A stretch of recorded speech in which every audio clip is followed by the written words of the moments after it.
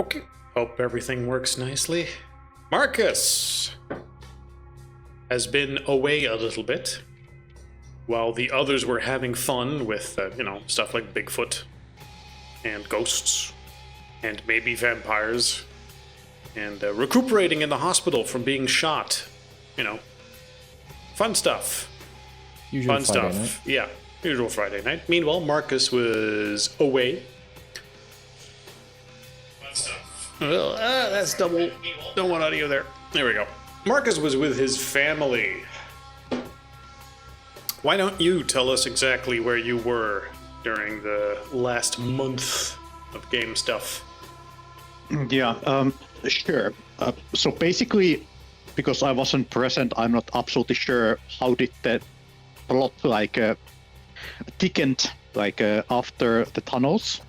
But basically, so Marcus Shaw has an ex-wife called Naomi Keller, and after Marcus the last prison sentence, she gave an ultimatum that if Marcus wants to be anyway in contact with her and their shared son called El, he has to keep his shit together, stay out of prison, keep out of the criminal world, cut ties with his the contacts he might have in the criminal underworld. So Marcus was pretty successful, basically a faker. He was doing art fakery, being pretty good at it. And when he got caught, the thing went into the newspapers and media, and because of that, he actually has a fame of being infamous for that. So Marcus is pretty good at art and was able to recreate some masterpieces. And let's say that in a certain art museum, there used to be a few of Marcus' great works instead of the real art, till somebody spoke and the police got involved and everything unraveled. So that's pretty much about it. And as far as I understood, after things start to involve vampires, Marcus was doing his best to basically keep his family safe, make sure that they would leave the city for a bit. So Naomi has a sister who lives out of town. You can pick up some smaller town a couple of hours away, and he was making sure that the family would basically leave Portland while things were too hot. If in case some vampire or some other supernatural creature would think of having a revenge by finding online or some other a city registry that there's some contacts there. So I think that might be a challenge. So Naomi is pretty a strong and independent woman, the sort of a no nonsense a type. And trying to explain this, I think that Marcus would basically create a story that he had bumped into some of his old criminal contacts, some people who were not very happy about how the things ended up with the kick, which ended up Marcus being in the prison and such. And I think Marcus would say that just in case if one of them would get a stupid idea of figuring out where the Naomi lives, they should leave town for a few weeks, just in case till things solved out. And Marcus promised to take it to police and stuff like that. Basically fast talking as fast as he could to get them out of the harm's way. And there most likely was a lot of complications with this one. Maybe Marcus was with them for a couple of weeks to a month, and that's why he was out of the game and out of the game. Sounds good. So how does that sound like? Yeah, sounds perfectly fine. But the important part is, for now, when you rejoin with your friends, getting back to the very important business of keeping the world safe, fulfilling your calling, not to mention that your ex-wife would just sort of toss you out of someone and go, yep, well, we've dealt with this. Go do your own shit and stay out of trouble. Yeah, Yeah, exactly. I Like, swear, I if think the that police show up asking questions about you, and then your friends call you, hey, bad news, the police might show up asking questions about you. Yep, sounds great. Yeah. So, who was the one who ended up in the hospital, in the public clinic? Peter. That would be me. Yes. Okay, all right. I think that like as fast as possible, like Marcus would try to find a way to like return to like see him in the hospital when things feel that they are like at least semi-safe for the family. Okay. And then most likely hearing about everything that happened since then. Yeah, he would most likely tell you about all that stuff. Do you have a description of the vampire, for example, like any idea what kind of minions does he or she have? Well, what kind of contacts are they having in the city? Well, we personally met 2 of the minions, which is the reason why I'm in hospital in the first place. Okay. I think Victor called them like Throng? Troller? Something like that. Trolls, yeah. Yeah, trolls. That's... why? Why would... Anyway, this mythology stuff is weird. But, yeah. They were just... some kind of... people who weren't people anymore. And they started shooting us with weapons. Like firearms, you know? Oh, it got a bit messy.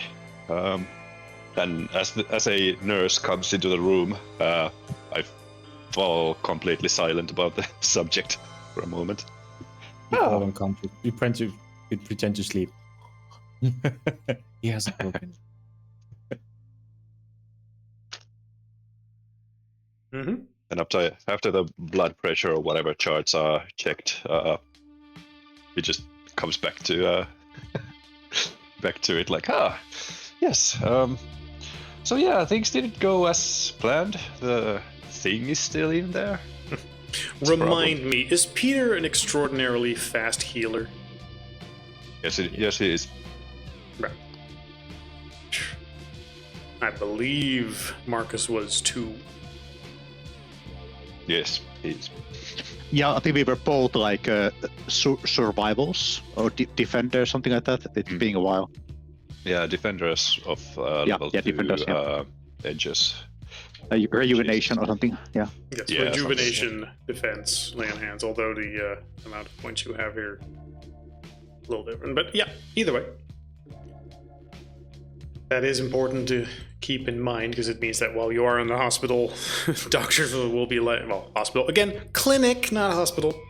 Also limits your time there to, a month of total recovery as opposed to months for a single level. Just a flesh wound. Yeah. But the wound went through your head. I mean, very technically, he was dead. Which means that he would, if nothing else, have a serious scar from all of this. Which begs the question, Peter, what would be a realistic amount of scarring or lingering wounds for this? Because you are still healing. Now, more than likely, they simply shot center mass or somewhere in your torso. Shoulders, pelvis, otherwise. Yeah, I was thinking it went through, center mass, next to a kidney or into a kidney and through that to the outside. Hit one of the less important internal organs. Yeah. One of those that I have 2 of. You don't need a ganglia. You can do without. Your liver is never the same. You can't drink alcohol. Shot you right in the duodenum. No, not my flump. Yes. But yes, this means you are currently still wounded, so do tell me where. You're saying right next to a kidney. That's fine. That gives us an area. Means you're probably bandaged up right now. Means no visible scar, because you're probably just wearing a shirt. Yeah. I imagine it. If anything, it might impact your ability to run a bit. Yes, or stuff like that. Well, at least until I'm healed, but especially now.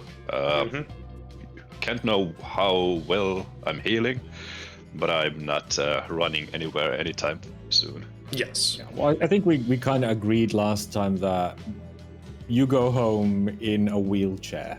Yeah. Yes, we did. Yeah. This is time before that. Yeah. As Marcus so came in. It took you, well, yeah, last time we kind of talked that, yeah, it takes you 3 weeks to even wake up. And then after that, it's like, okay, he's awake. He doesn't need life support. Get him out of here. Which is kind of good, because they might Start be questioning wondering. them. Yeah, they might be wondering why, after getting a bullet wound that puts him into a coma for like 3 weeks, he heals to perfect condition in 2 weeks. That's pretty unusual. Yeah. Or was Peter like faking it and like stretching to keep the wounds open a bit longer, like so it wouldn't feel so like unnatural, and then like leaving as fast as possible. Well, he was unconscious, so he couldn't do anything himself. And I'm not sure if anybody else even is aware of this ability. Maybe Marcus, because he actually has the ability. Yeah. Yeah, but Marcus most likely hasn't like hurt himself so like badly after it happened. So most likely not. If it's not something that we innate know how to use our powers. Well, that sounds like a passive power anyway. So, but yeah, I don't think.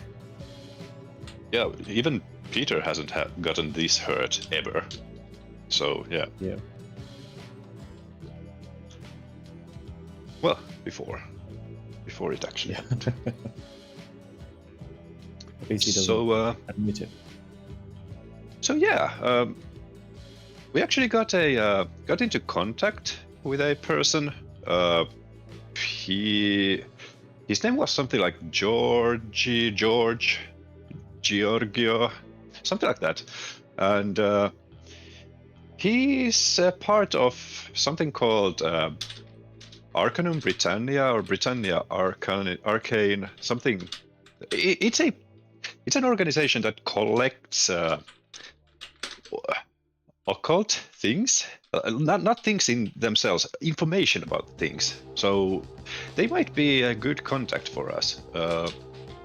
They know about things, but they're not giving it away for free. So we need to do something for them to get some idea about some things. But it's finally information, intel. Do we know that? Do they actually know, or are they just like LARPing Harry Potter? That's a good question. I was thinking the same, but man, this guy, he really had a security system on his house, like blasting UV lights and garlic on the doorstep and an actual shotgun with him. I think he's pretty authentic.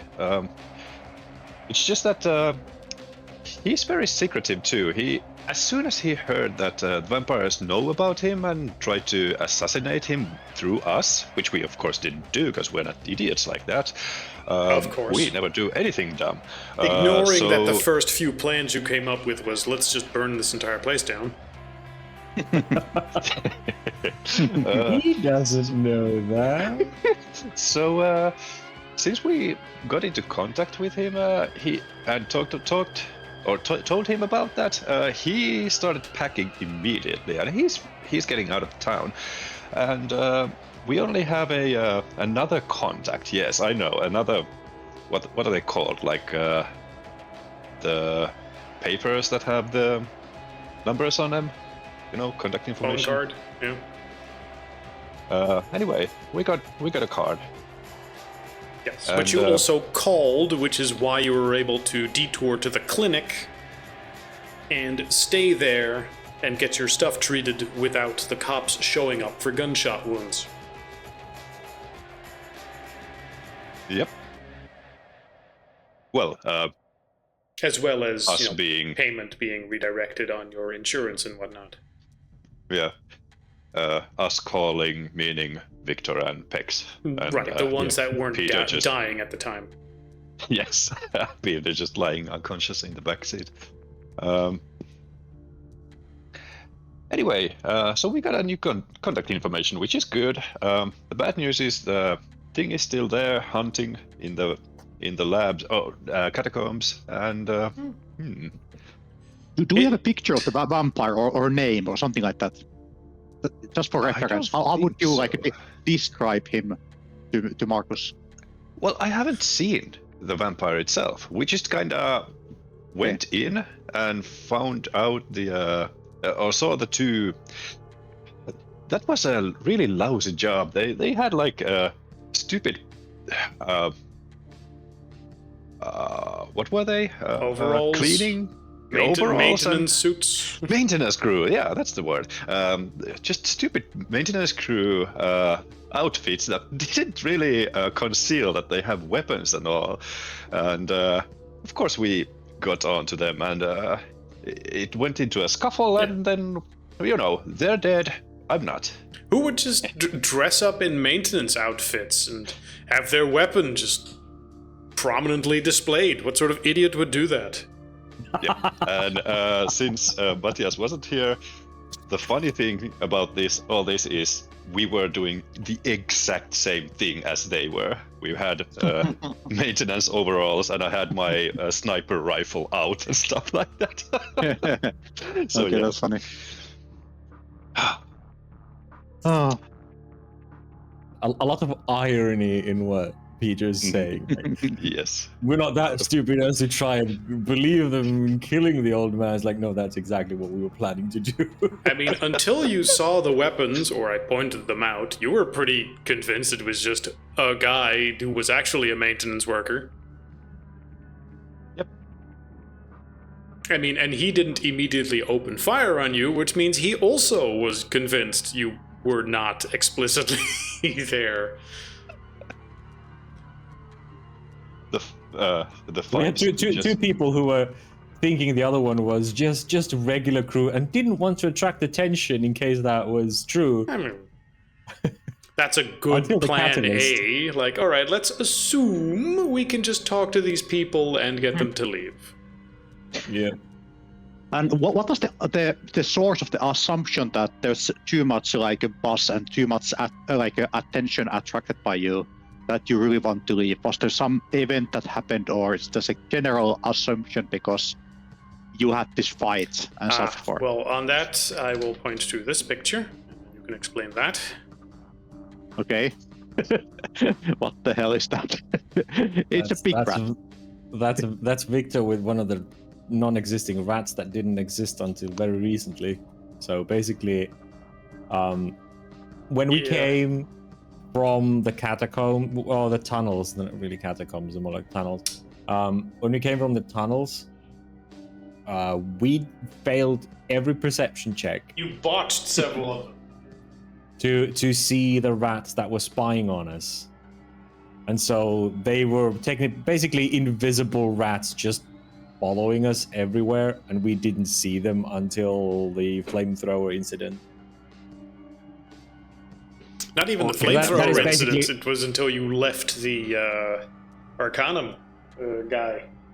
And then I was like, all right, let's, now that you're re-aware of that maybe you're being hunted and you're in a urban area where rats are not as common, as well as them in your car, let's give you a recheck on this. Yeah. Even your apartment, it should have initially just been obvious, like, there's a lot of rats here, and they're just sort of hanging out in places they probably shouldn't be. That's a little weird. Yeah. But, three fails and botches, that, I can't defend you against that. At some point, the rats are just having a party there, Ratatouille style, and you don't know. Yeah.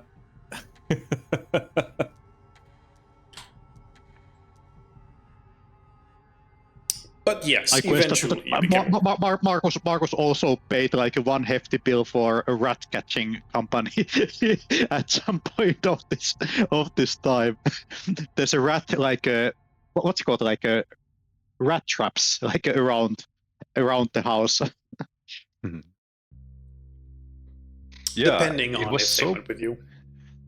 it got so bad when we got back from the Arcanum guy to Victor's flat.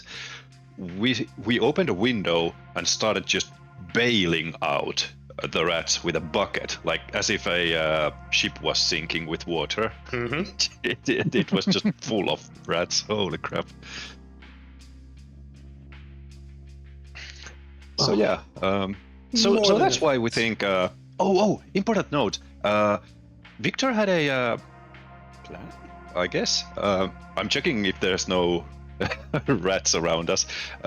So Victor had this idea that he always played it as if he was kinda out of it and in a vampire's control. So if he ever tweaks out like that and looks like somebody's controlling his mind, he's just faking it. Uh-huh. That's probably not gonna bite us in the ass, but that's my advice to Marcus. In that case is you what- see me what- with... Right. Yeah, that is what Victor did. That was when he was like, "No, the rats are friends." I did explain that several times. Like that was what he was doing. I mean, that plan not being cleared up beforehand is probably why you had guns pulled on you in the end. Because you were sort of acting in different ways. Sure. No, I'm pretty sure Victor told that to his friends as well. Like as soon as we got to the apartment and the rats were out. Yeah, that part. But I mean in the tunnels. In the tunnels, like, right, let's go with this plan. But it's not important right now. The damage is done. Yeah. For future references, if he acts all tweaky and like he's being mind controlled, just ignore it. Sure, that one bites you in the Yeah. ass. Yeah. We had this second site, right? Did it work for these rats at all? Did you guys try it? I don't think they did. I No, we don't didn't think so. try it. We did I mean, we see didn't a see lot them of until- rats in the sewers when we had Yeah. second sight on. Tunnels. We didn't ask about if they seemed different. We different, yeah. Yeah. We kind of logicked it out, whereas Victor's like from the city and he's like, yeah, rats don't usually sit in your car and around it like ravens. Sometimes you don't need second sight. First sight is more than enough. Yeah, it's like this is not natural behavior for sewer rats. Like no, these are on the watch. So, Well, actually, my neighbor's car was basically like the wires were cut by rats like last year. They had a pretty like expensive like a car repair equipment because of that. Exactly. See, you can sort of What- work around the stuff. Like, oh, that makes sense. Yeah, rats belong here in the city. It's not weird that That's they why we just didn't shoo see them. away. Shoo. Yeah, that's why we didn't see them at first or pay attention, I guess, even though they were all over the apartment. But I guess when we have driven out to another house and the rats are still like, yo man, what you doing? we were just keeping an eye on your car. With you in it. I guess at that point it's like, Has Marcus also seen these rats? If not, he might be a little bit like a skeptical about this. Has Marcus seen the rats? Yeah, Since like you weren't unnatural things about the rats, not just like a rat yeah. in a sewer. I get it. Since you weren't staying in the apartment at the time, I don't think you would have seen them. Since around that time, rather than staying in the apartment with Victor, you simply would have gone on to your family, so I doubt you would have seen them. And because they were tailing the group, I mean, you wouldn't know that part, but since they were tailing the group after you left the tunnels, and you weren't there since you were outside, so I think they just wouldn't have even been tracing you. Okay, right. Good to know. But Marcus hears the story and like, okay, that sounds like some Bram Stoker stuff. So Yeah. You would have been informed as to a lot of the specifics by phone and kept in the know whenever something was discovered. Yeah. I Especially question like after the shooting. Marcus has started like a signal like a group for the bunch like for communications when we are away. What's this signal group called? That I'm putting into my sheet. Wow. Because I have the singular group, but I don't have the name of it. I guess we don't have any name. Does the organization we work for have a name? I mean, I'm yes, pretty- but you don't I- work for them. Yeah, Maybe there was the no charity? connection. There's the clothing charity. What's the name of that? Do we call ourselves something? Like I guess not. No, we haven't decided on anything. It's, Yeah. you know, us, I guess. But yeah, that clothing charity has a name that you all have in common that originally brought you in contact with each other. Yeah.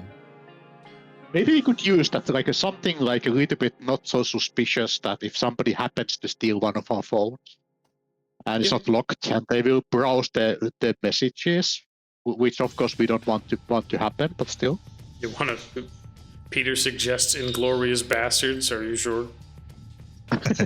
I'm fine with it. Like Marcus will set all the messages to like a self-delete like in 30 days. about Either We just Inglorious Bastards or just anything movie related. Because then we could be just talking about movies, you know? Okay, also How I'm about pretty just- sure that's spelled incorrectly, but I'm leaving it as is. Yeah, I think that's it a is- nice touch. It's spelled as it is spelled. The movie itself is spelled, Okay. which is incorrectly, yes.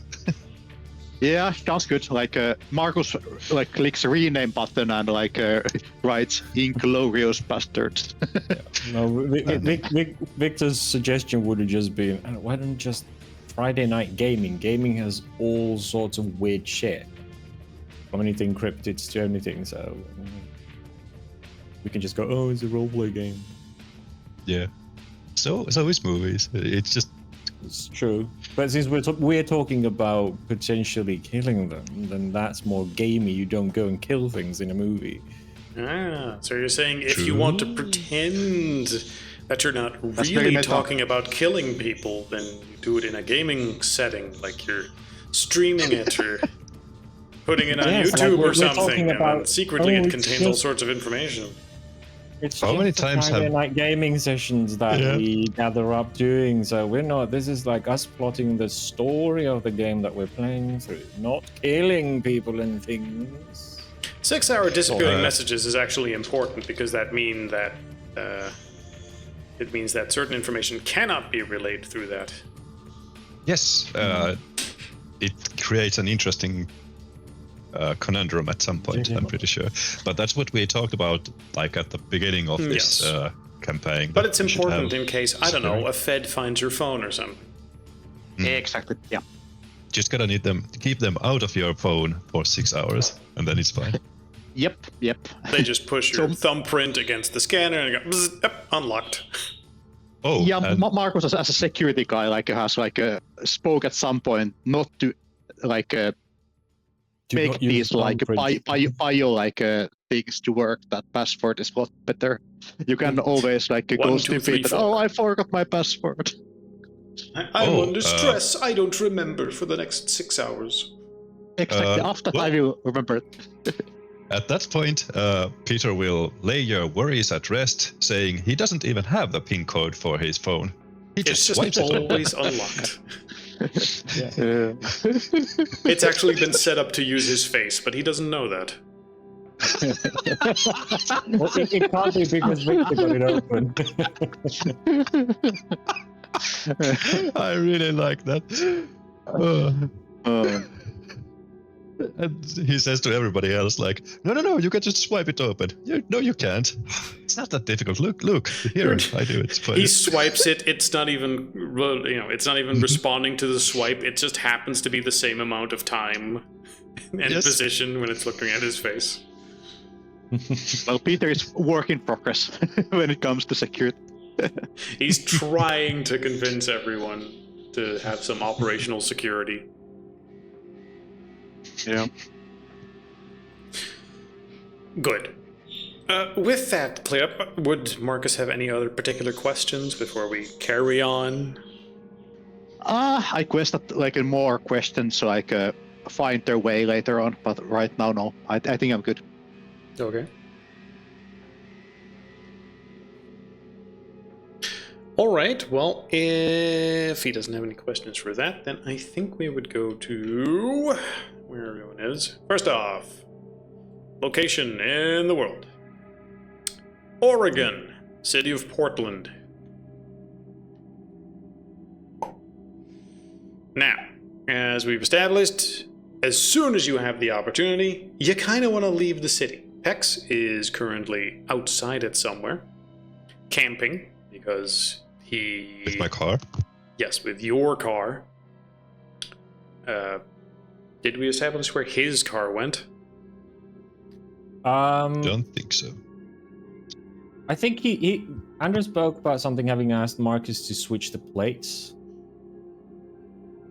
Is that a skill Marcus has? because of his Switch the criminal- plates? What do you mean? On the car? Well, because when we came to the city, I think you were there for that as well. When we came to the city, the whole point was that we kind of sort of switch Pex's identity because of the whole incident in the Devil's Punch Bowl where he killed a guy Yeah. in the boat. So I think Anders, at least the way Anders said it, is that he's asked Marcus to switch the plates using his criminal contacts in Pex's car, so that Yeah, if we have Each time, I page. think we can do it. Like we just basically would have to find a car that is of the same model that has been like maybe they can be trashed. What is the place where you trash cars? Like a Junkyard? yeah, junkyard, and then like basically just switch the plates. Like otherwise, if the police is like reading the plate, it also says the brand of the car. So if it doesn't mix, they will stop you anyway. So Mm-hmm. we need some time to do that, but it's possible. Let's say if we take a couple of days. I have maybe a it's been a contacts month. too, so maybe I can use those ones to speed it up. Possible, but this would, of course, would this be something you did before you entered Portland, or something that you're doing as soon as you realize, oh shit, we might have messed up here? Time to. Would it be just care maybe of this easier now. to change a car?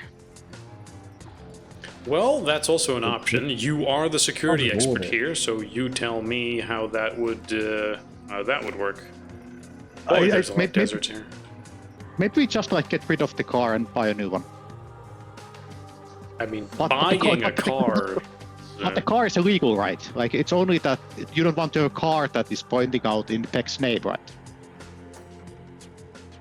Well, we have Peter's car as well. I think the thing was that Pex doesn't want to give up his car, but he also does not want to be tracked by it. Well, Marcus is trying to say that that's way too much trouble. Well, then how would Yeah. you It's simple. go along with things? Because I don't know if any one of us can afford a car at this point, except for Peter maybe and Marcus. Marcus's Can we car- like? car was Can we stolen just as sell well. the car basically, and buy a new one of equal value? Well, you are selling a dead man's car basically, and you have no ownership of it because we're trying to make it look like Pex is dead Well, and sure, has a new we can just identity. like used car stuff. Just you don't have Why? to do But it we- officially. You just sell it to somebody. Yeah, and like it might not even be a problem basically. Somebody like can just fake to be. My English is like letting me down. worry about So a person dies and like basically his belongings are a part of the wheel. Yeah, the wheel, and then there's a person who represents the wheel, and then can sell the property and the stuff to cover the debts and stuff like that. So I think that like Marcus can fake like some sort of paper saying that this is the thing and sign it as some lawyer name. I don't think anybody cares who buys it if it's like some small like a car store or something like that. That like is it totally like legit, so to say? I mean, What would is be that the still any more use for work this? than stealing plates? Yeah, but this would be still like a semi-legal, basically. Sure. Yeah. I think So we I have need to ask subterfuge Pex if he wants to 3, get rid of the streetwise car. 3. Maybe I figure out how to do this. I Okay. think we should probably ask Pex if he wants to actually sell the car. I mean, Or Anders. I mean, if you swapped cars, then you're in control now. So you Yeah. took your truck and you're like, I can't make this thing safe. I'll just swap the car. What was the Yeah, car? that- Let's see. that makes sense. What was the car he had? He had his Honda Civic, 2009 Yes. Honda Civic. Yes, that's what. Yeah. So what are you swapping his car for? Something of like equal value, something that is not unique at all. Like Well, I something mean, that that's there's what it billions depends of on them. age. So give me a brand and build of car, and we'll just say fuck it. You find that depending on your streetwise, the condition goes up or down. Toyota But Corolla. you gotta name a car because I'm not great with cars. Yeah, me neither. Let's go with the Toyota Corolla. That's All right, Toyota. Yeah. Let's see. Give me a nice. It boring doesn't picture. veer too far from, Pex's preferences. Yeah. So what do I roll? Something streetwise. I'm okay Manipulation with streetwise. streetwise. Yeah, Let's say manipulation streetwise. that sounds Streetwise. good. Give me that. Where's the streetwise? Why aren't these in the alphabetical order? Well, you know, Challenge you. There's no streetwise, even though I have the skill. wait, Yeah, what? there. I mean, Yeah, sure, no, sure no. you do. Yeah, I just missed. So pool mode 0, is it? Well, surely that would depend. And difficulty 6? Hold on. Don't you have streetwise? I do. Is No, zero I and that's- just didn't find it from the listing at first because it wasn't at all alpha. Yeah, you have 3 points in streetwise. Like you should be having Yeah, like 5 or 6 two dice successes. here. Only 2 successes. Oh, 2 successes is good enough. All right, so you do pretty much exactly as we described it. You will, find some way to trade in some car dealership, maybe for a very small amount of money you get back. 2 successes. I'm gonna say you end up with, $200 in your pocket as you trade in this fairly nice condition Honda Civic for a Toyota Corolla. Okay, and let's say that it's owned by Marcus because somebody has to own it. Sure. And because Bex Sold. didn't have a new identity we have like created or something. Or did he? No, No, I nothing don't official. think he has an ID. Okay, yet. okay, yeah. That's still work in progress. Mhm. Does Bex have otherwise like a property or wealth that we should also like handle at Yeah, his this point? apartment. I mean, he's technically dead, so I'm Yeah, pretty any- certain any- that he any- just any- wants apartment that. can be handled.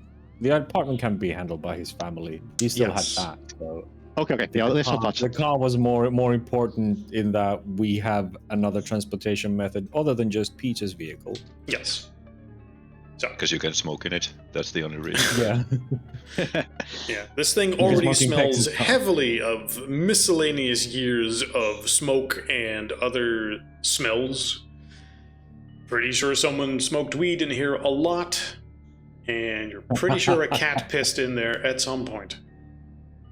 Yeah. The new car or the The new car. oh cool. Okay, But let's it's- try that's to a get rid of the weed smell at least. with some heavy like chemicals from a nearby store. It's fine. You take several cans of air freshener and perks it right up. But more importantly, after that, you are ready to head out again, right? Yep. Guess so. And you have no more business in Portland then, right? All apartments taken care of, all loose ends snipped, all security things taken care of. For the clarity's sake, like Marco's apartment, I put it to Airbnb, and I will like pack all my personal belongings. And like if needed, I will put them in a cold storage, like something that, like basically you can rent like a space, like a storage closet in some big, like that. And I have a pack of my belongings with me, like. Let's just say that with your points in wealth or resources. You pretty much have the opportunity to rent out I think it was family home that you owned in the area. You're renting it out as an Airbnb, and you have organized it somehow so that it provides an amount of income. Yep. So that most likely explains that the resource 1 still. And then I had like some inheritance, like some monthly I get some small amount of money, like Right. 1,000, 2,000, like that. You're still the richest person here with all of that. Yeah. Good. Next, and you'll need to confirm, is you were contacted, after all, by the Arcanum to ask you to make your way to Nevada, the south of Nevada, a little bit past Vegas, a town in the south called Laughlin. Because there was some odd sightings and reports of unidentified cryptids in the area. And you were asked to go be the eyes and ears there to confirm the reports and possibly deal with it or gather more intelligence. You are free to just say, fuck that, we had something else still on our list. I do believe I previously gave you several other hints of stuff that was in the area. Yeah, I'm pretty sure we agree we do it because we owe them for helping us with Right. Peter's medical situation, so kind of telling them, no, fuck you. Cuts off an entirely fresh and new contact that we desperately need in knowledge of this stuff because we're fumbling blind, so I imagine that we would not just tell them to fuck off. Yep. Now, it is quite a ride. It'll probably take you at the very least 2 days. It's almost 1,000 miles to drive there. Yeah. It would and take you Victor through- is weakened the entire time because he was bitten by a vampire. He's not incapable of driving, but you probably don't want to have him driving, at least not for a prolonged stretch.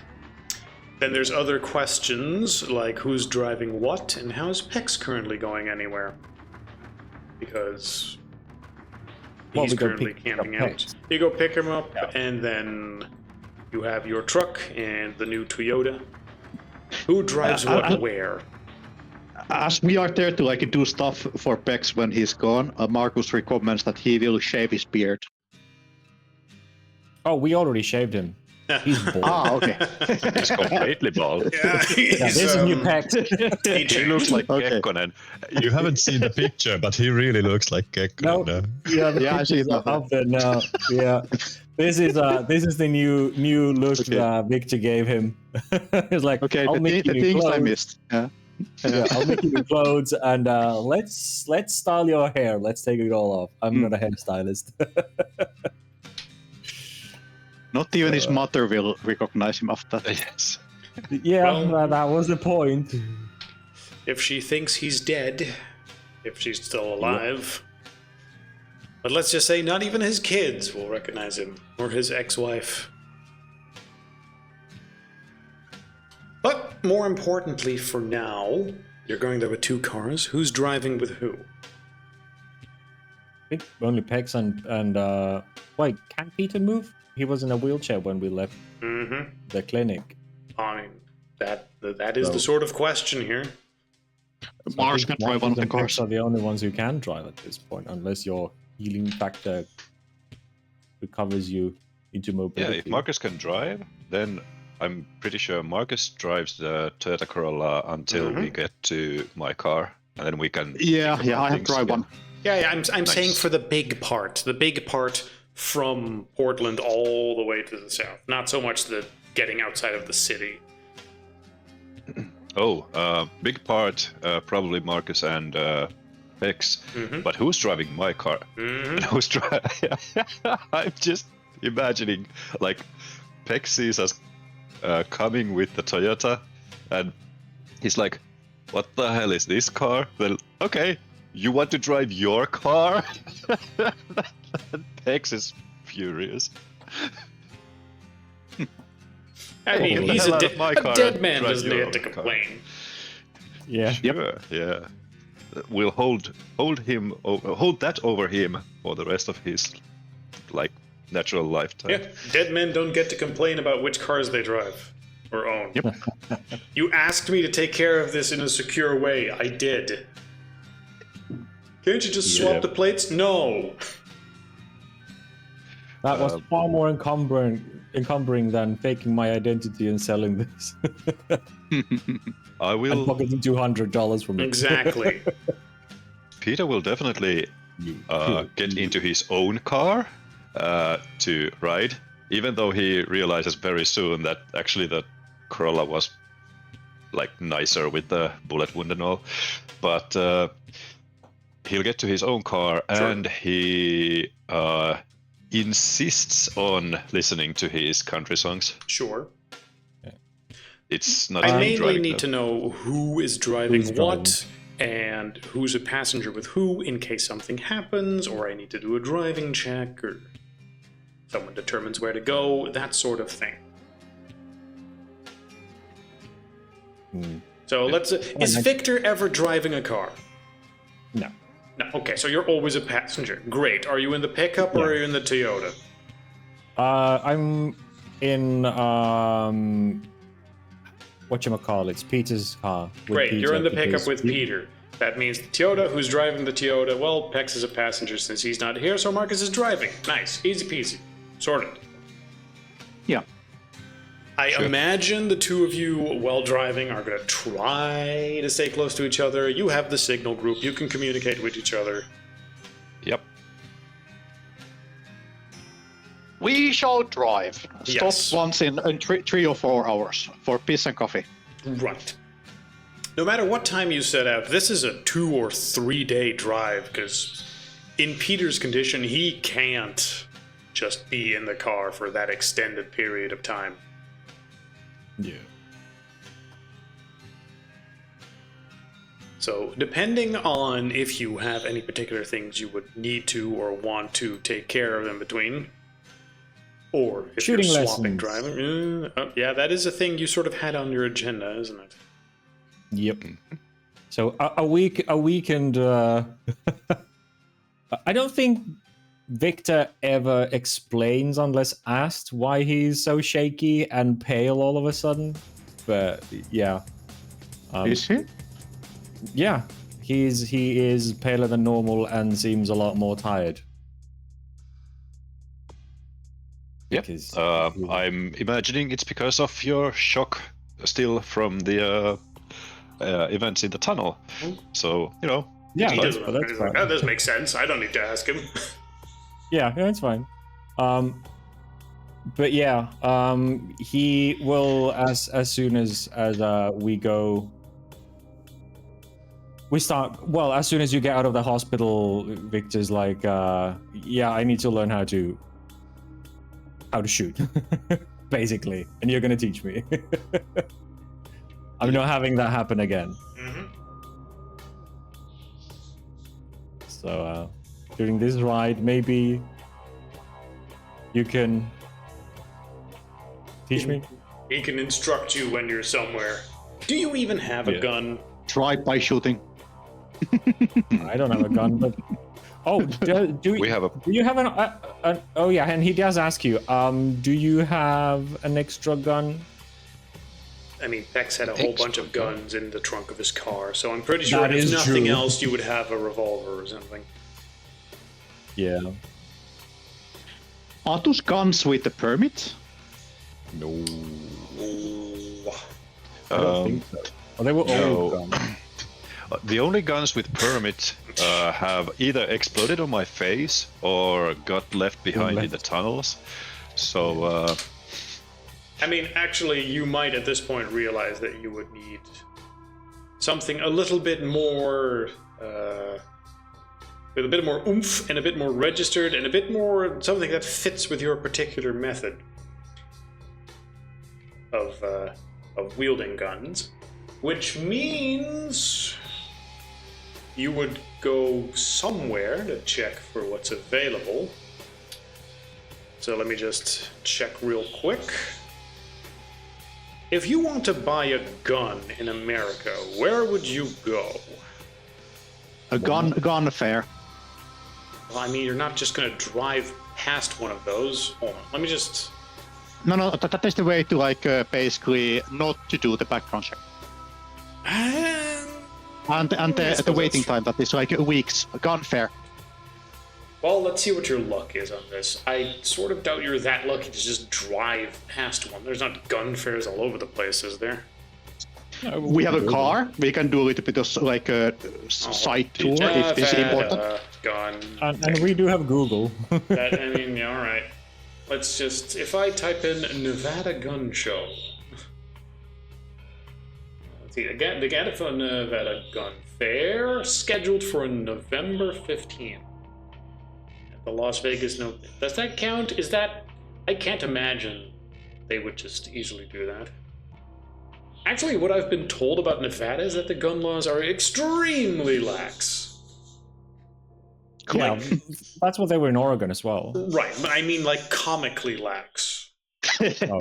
Like hilariously, comically, almost bordering on parody lax. I have been talking to a friend specifically about what Nevada is like in certain aspects, and he has informed me that nearby where he does business, they were just selling RPGs, and they had a javelin missile on display. What? They had a tripod-mounted machine gun. I forget the exact name of it, but was it an RPK? One of those Russian tripod-mounted, and they would put those on the back of pickups to provide security for the strip mall. wow. So yes, you're about to enter a state that has, let's call it a very liberal's not quite the right word, but liberal as in a lot, liberal amount of guns. So as you drive into the state, you're like, well, where are we going to get you a gun? Welcome to Nevada, the gun state.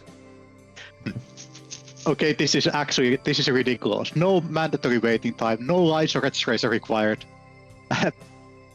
Okay, they do background checks. I'm checking out through ChatGPT.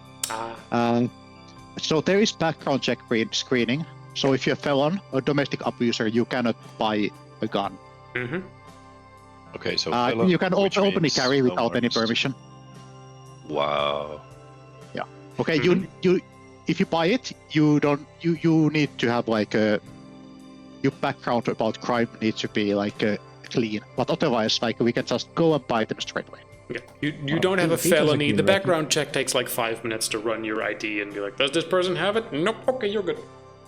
Yep. So Marcus cannot buy it, but I think the rest of you can, right? Yeah. Yeah. Well, the dead guy can buy either, but yeah. Us two. Yeah, but you can buy one for him. So. And he has and I imagine that we take those guns and put them somewhere else and not sell them with his truck. So we probably have his guns anyway. Right? I'm actually weirded out that Walmart has lots of rifles, but not a lot of revolvers. But that might just be the online store. They do. I have been in multiple Walmarts at least in Miami area. Yeah, You can buy any gun from there. I was hoping to just give you like a Walmart online shopping of pick one of these guns, you know. Scene from The Matrix, I need guns, lots of guns. Yes. And then you walk into the Walmart and it's just those rows. The racks come in. Yeah. And I think the funny thing is that like they have those hunting bows, which are ridiculously strong, Okay. like powerful. In those you need nothing. Oh, okay. Yeah. I mean, long story short, you tell me what sort of weapon you think that Victor would end up buying. Let's say that Marcus will buy one of those like hunting bows. Hunting bow. Yeah. You have a Like picture for me? Let me try to find. Right. Second question would be, well, I mean, Marcus would be using the hunting bow, you're saying. You're not buying it for Victor, right? Because he's the one currently saying, I need some sort of weapon and firearm training. Yeah, no, this is actually for Marcus because things get dangerous, but he still doesn't want to break the law. He cannot own a gun, firearm. So he needs something that if we face something unnatural, and of course you can create arrows that are like a silver and stuff like that. Sure. Yeah. So, for example, here 400 bucks hold on. is cheap. Are you linking... 1,000 is like something a bit more, like a bit more professional. Okay, where are you linking something? No, let me try to find. I'm just going through Walmart. Oh, sure. Meanwhile, what is Victor buying? I sort of imagine him with a very small self-defense pistol, but... Oh yeah, something like that. But I imagine it's more like turns to Peter and goes, about these. give me something. But would you buy? I mean, buy Give him a I don't high know. point. It'll be funny. Maybe get you a Glock or something. I don't even know modern weapons at all. So yeah, something simple that works well. It's not a revolver. It's an actual clip reloader. Glock 17. It's right there. Pistol light. There you go. You got a Glock 17. With lots of bullets in there. Yep.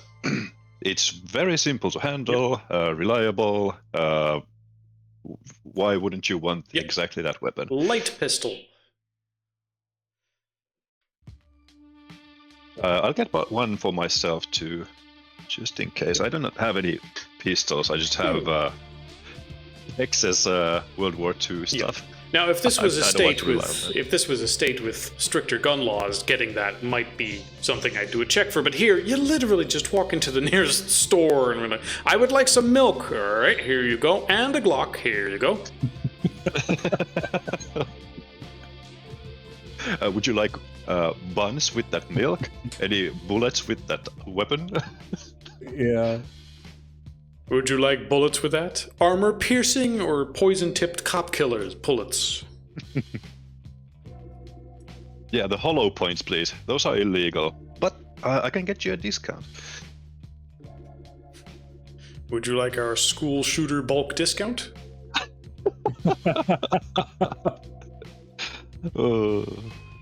Would you like me to point you to the nearest live target shooting range? Oh my god, that's awful.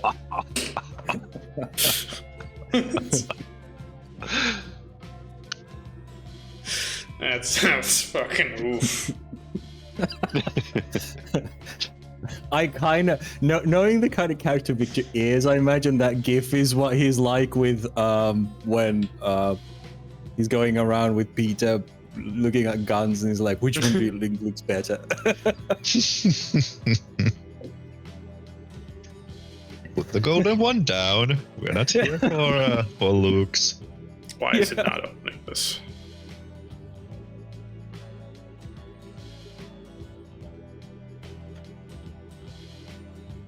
Which is it? This is Some of these are elegant crazy. looking. Oh, that is cool. Oh my god, so fucking. I linked few of the ones I bought from Walmart.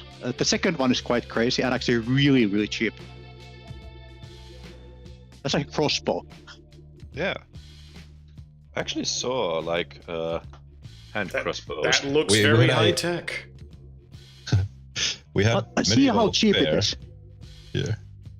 $300. And the second one's like a beer archer supermax resource bow. 50 Phillips power. Killer Instinct Fuel 415 something something crossbow. Okay, I'm gonna buy those. 2? Is it weird of me to look at this and think it's like mall ninja shit? Like, I understand it's probably very functional, but it has too many bits and bops on it for me to take seriously. Well, the first one I chose because there's very few moving parts. Yeah, But the second first one was is very fast. The first Really, one really is fast. the most bow you can probably get. That's, Yeah. The second one is maybe like you shoot like the one, and then you will like skip it. Bear Archery Super Mag Recurve. Okay. If it's good enough for shooting a bear, And it's good enough shooting a Yeti. Or Bigfoot. The fact that there's Yeah. a fucking scope on that crossbow, just... yeah, these are I've great. seen plenty of those. Well, you gotta see Doesn't where you impress. shoot. Does it say what the magnification is on that thing? I'm sorry, IRW scope? IRW, as in infrared, where things are white? No, I refuse to believe they would. Those what I've understood is those are so fucking expensive. I don't think. Yeah, no. At least Like, they're not like military grade if they're anything.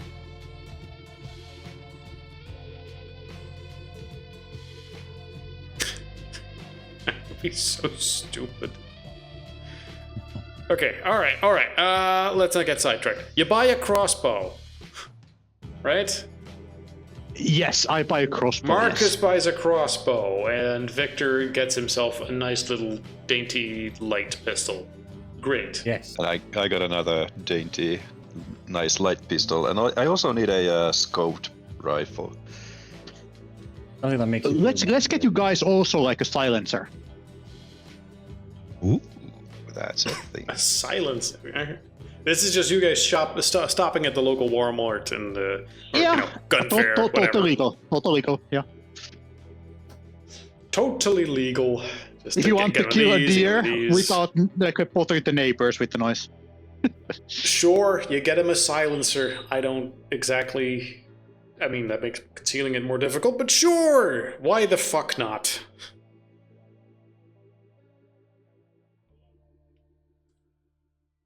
Why the fuck not? You've got resources for it. This isn't the biggest deal. Does it mean also that Victor is finally putting some points into firearms, by the way? Because, Well, once we have enough training, I'm not sure a few days are enough to train. well, you to tell shoot. me when you think that's appropriate. Yeah. But yes, let's get back to the things. You buy your stuff, you have your fun, you train a few times with that.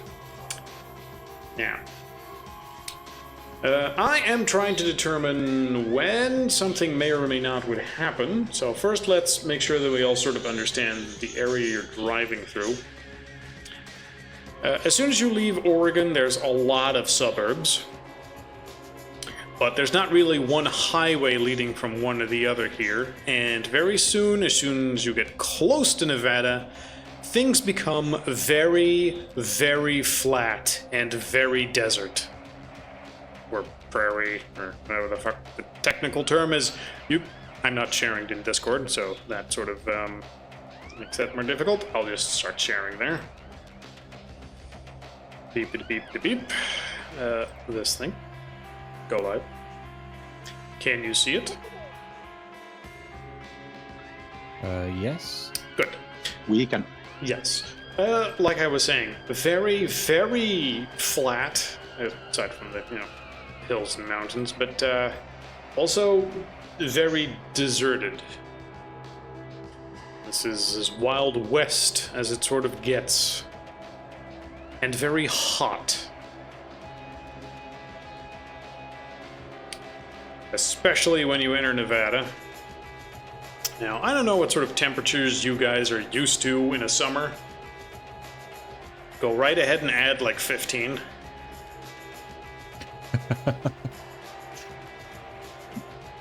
Mark's gonna buy like a huge basically like a bottle or canister of water and keep it on the trunk of the car. I think we need to refill our water bottles quite often.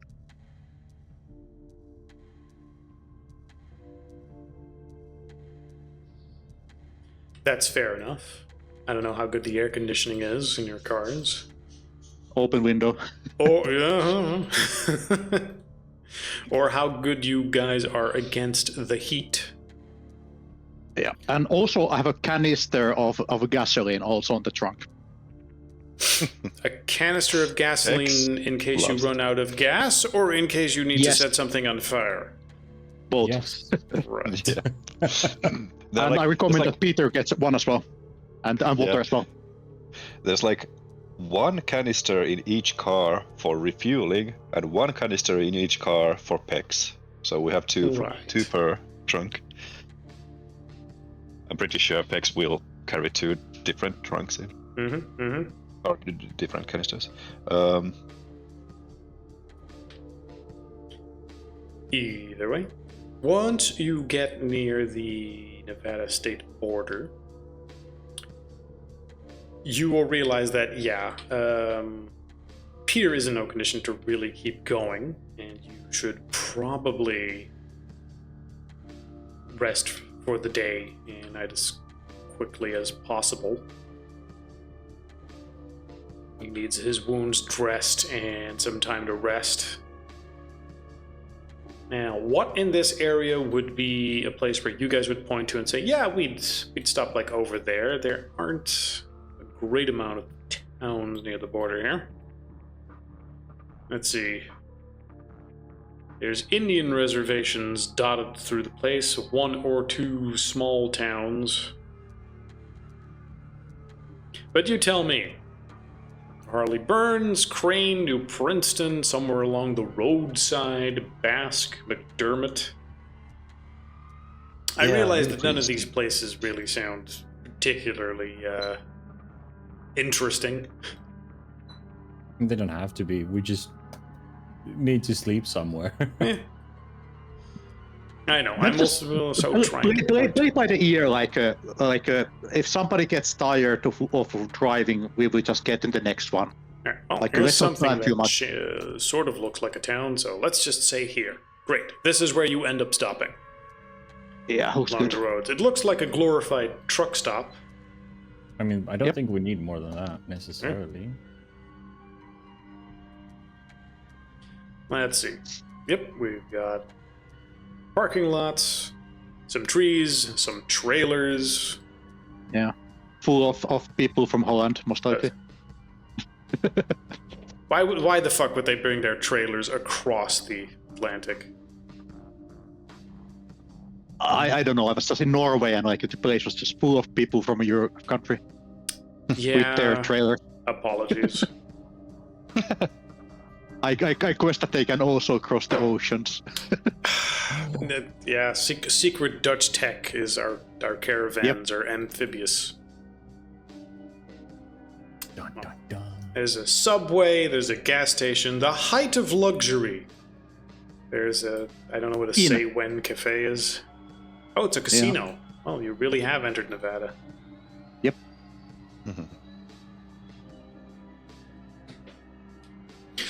All right. If this place is agreeable to stop at for the night, let's do it. Eno 95. It's our destination for sure. Yep. Let me see. Casino, gas station, Dermot Library. I can't immediately say if there's some place here you would spend the night. Would you try and spend the night in some sort of motel in this place? Let's assume there is one. Oh, the Rock Shop, of course. White Buffalo Rocks and Gym. Do And they it wasn't literally even- just sell rocks? Yeah, it wasn't even rock and roll. It's just actual Rocks. Okay. Yeah. All right. But yeah, RV park. I'll assume that there is some motel, but the question is, do you go for some motel or do you park somewhere? Simply say. They're in on 95 McDermott. That is our place. Yeah, sure. Yeah. $85. $85 for a nice hotel room. Motel, whatever. Okay, you get one room. Do you get multiple? I think that looks good. Let's get that one. Yeah, but do we get one for all or multiple? Do we share? Let's not share. 2 No, rooms at least. not sharing.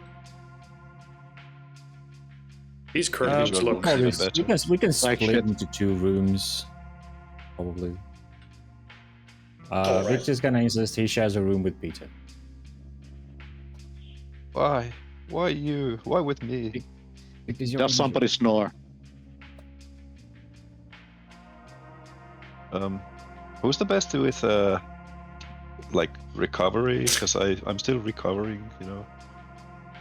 Does any one of us have medicine?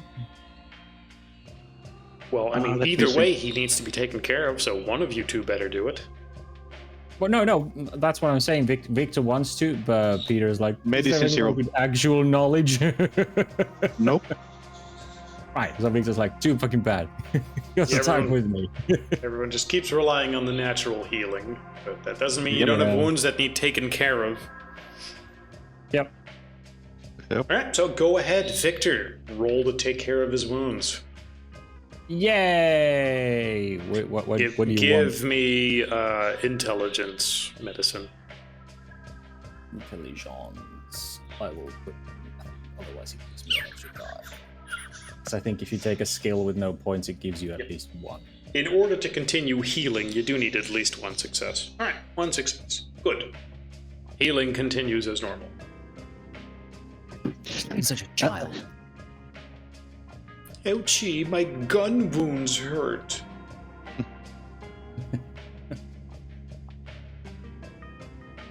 Anyway, if the reviews are anything to go by, then the inn on the 95 McDermott is not not in the best state. The hotel reviews are good. Unless you are desperate, as we were when our car broke down and we couldn't get to town until tomorrow, avoid this hole in the wall. Yeah, that's Oh, pretty much where you excellent. are, a fucking hole in the Worst wall. attempts at the hotel experience ever. 2.1 out of 5. I would expect it to be lower with that sort of review. Yeah, if that's the They have lowest to- you've ever been. There's a few of 5 out of 5, but this must be the relatives of the owner or something. Yeah, I was about to say those are the Yeah. owners. It looks very crunchy. And only the only only inn in the town. I think. Mm-hmm. I mean, Yeah, you don't have competition. then welcome you to don't the need to Inn improve. McDermott. If you're stuck here, well, sucks to be you. Those are the ads on TV. Go to the Inn 95 McDermott. You literally have no other choice.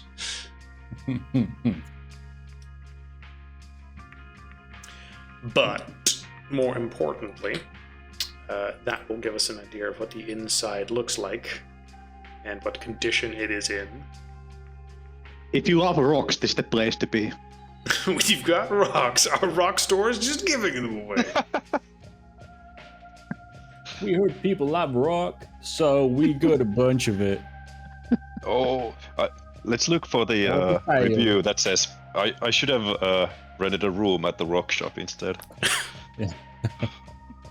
I should have just stayed in the casino all night, just falling asleep at the slots. Yep. But let's get rooms next to each other. I think the walls are Those are totally probably available. not soundproof, so if something happens, everybody hears that something is going Yes. Are you taking 3 rooms or 2? on. Marcus is good for anything. 1, 2, 3. I don't know. You tell me. Just vote. If anyone is like, no, we take 3, then you take 3, because it just means you insist. Okay, let's take retreat. 3. Great. Sure. Not important for most part, but it does mean that I want to check a thing. All right, who is the lucky fellow? Peter, of course. All right. Get struck by the magic mold. Now, one of the reasons that you stopped here was something you couldn't quite, sort of put your finger on.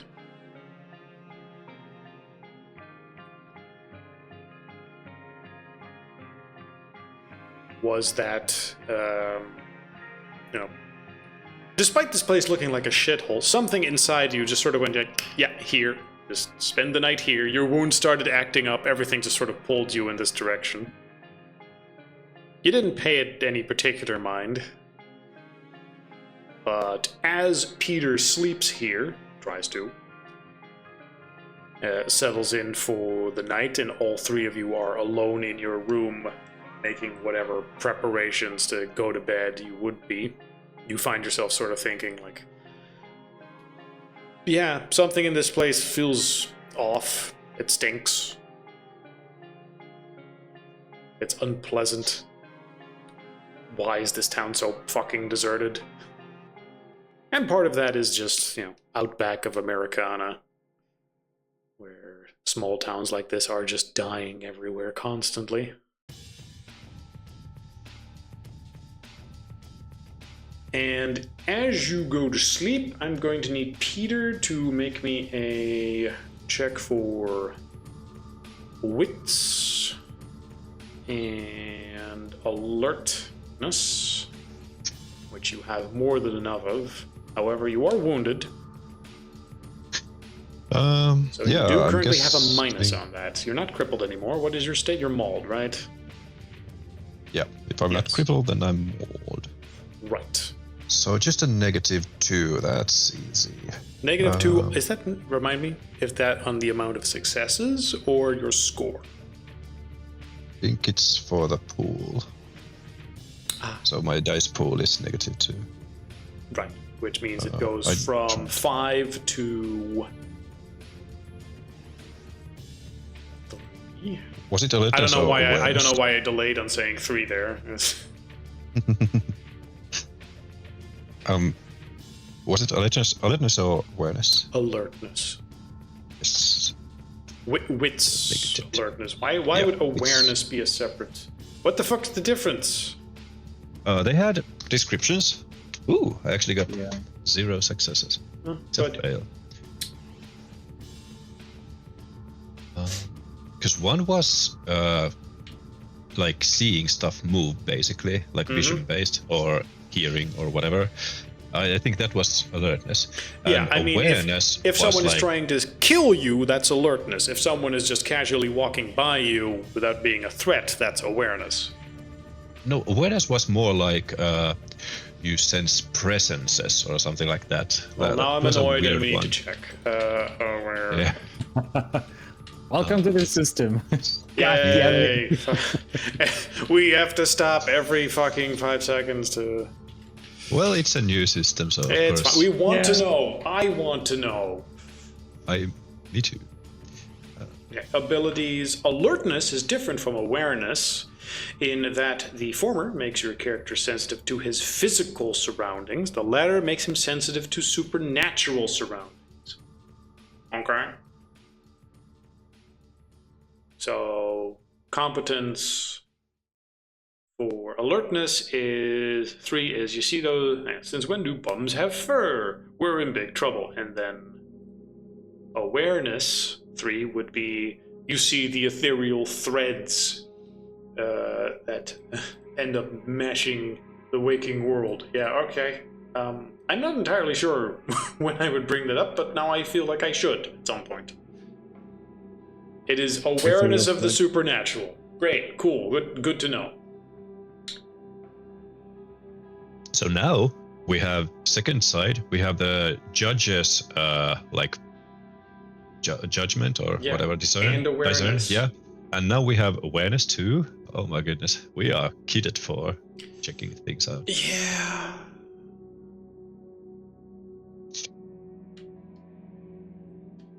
Kitted all over the place. All right.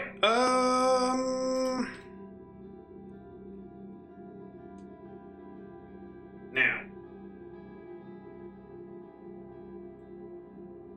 I want to.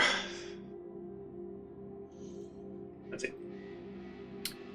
So, as Peter is sound asleep in his room, something else moves through the hotel. And it is not until the door to his room is opened with a key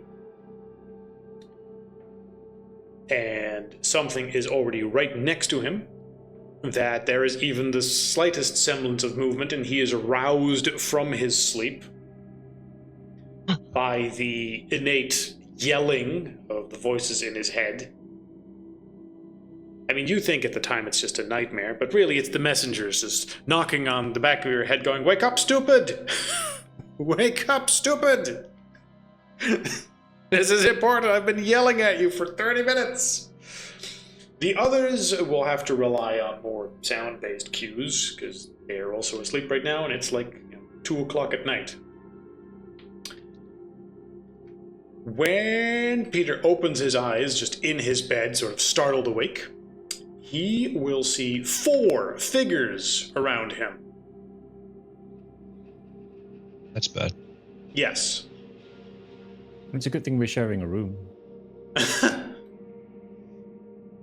I didn't want to, but I got to. I didn't give you an option.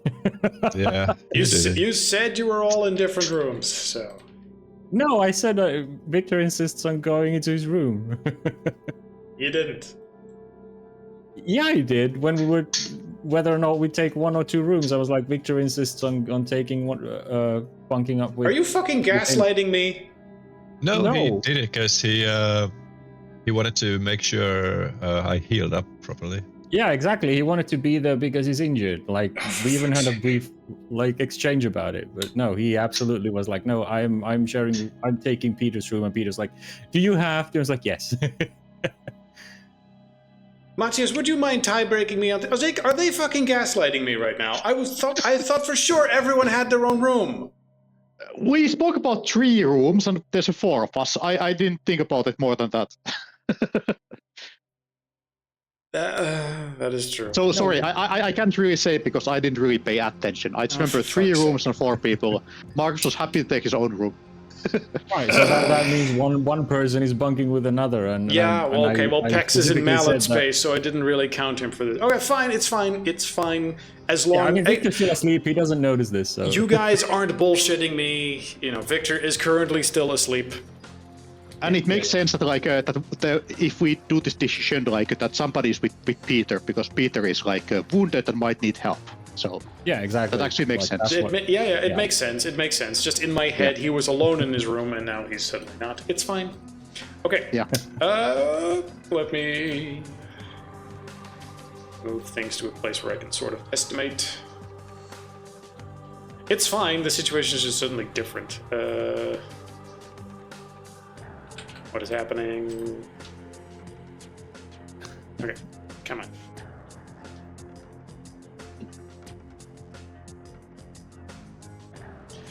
Gonna move stuff over here. Gonna move stuff over. And gonna... But maybe they act differently because they realize there's 2 people in the room instead of 1. Yeah, I guess... Oh, so with 2 people being in the room, they would split up, 2 at each bed.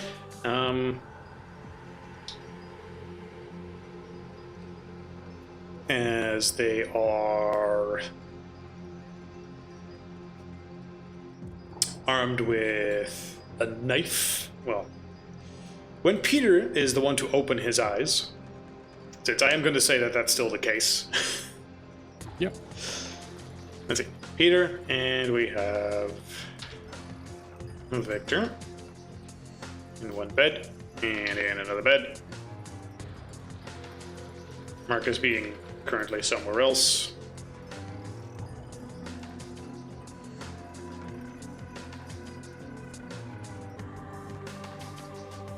Alright.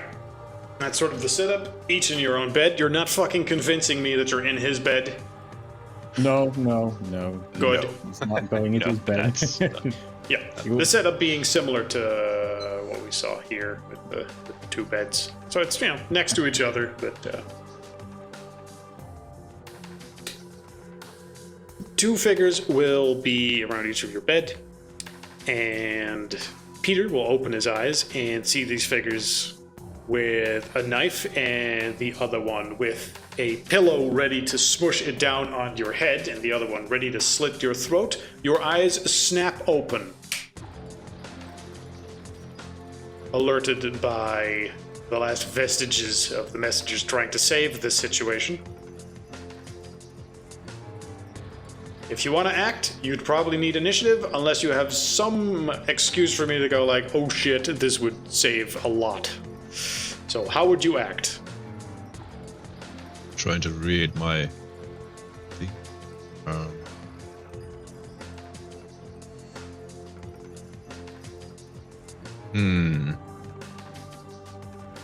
But these four, as far as I see them, they don't seem supernatural. They're just people, right? Actually, they seem incredibly off as people. Ooh. I mean, So I'm using a picture here that's already off-looking, but there's a lot off-looking about them. In fact, let me just take that up for now. Yeah, it popped out. Must have Oh been. goodness. Right. So what I would try to do is, well, as my messenger is calling me, I will try to harness the power and immediately just try to push them back. Like this shouldn't be happening. Get away from me! Okay. And You're activate under my the covers, ward. and they're like right next to you to smush the pillow down on your face, and you happen to wake up just before that would start choking you. So this is a little bit of an initiative contest. However, they don't seem terribly fast in their movement. They seem sluggish and slow. Yep. So roll initiative. Their initiative will be a lot shitter than yours, probably. Let's see. Oh my goodness, I zoomed too far. Here we go. And where's my token? And this is simultaneously happening with Tracker. There's you. And their initiative will be -3 on whatever I'm rolling. So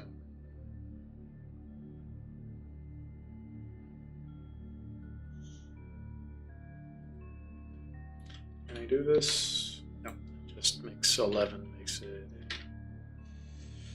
8 and a 7 and a 5 and a 2. And while Victor is technically asleep, he should probably also roll initiative. As well as Marcus, even though he's in another room. But obviously, detecting that something's going on will be way more difficult. So, not to mention distance. I'll just roll initiative for Marcus. 3.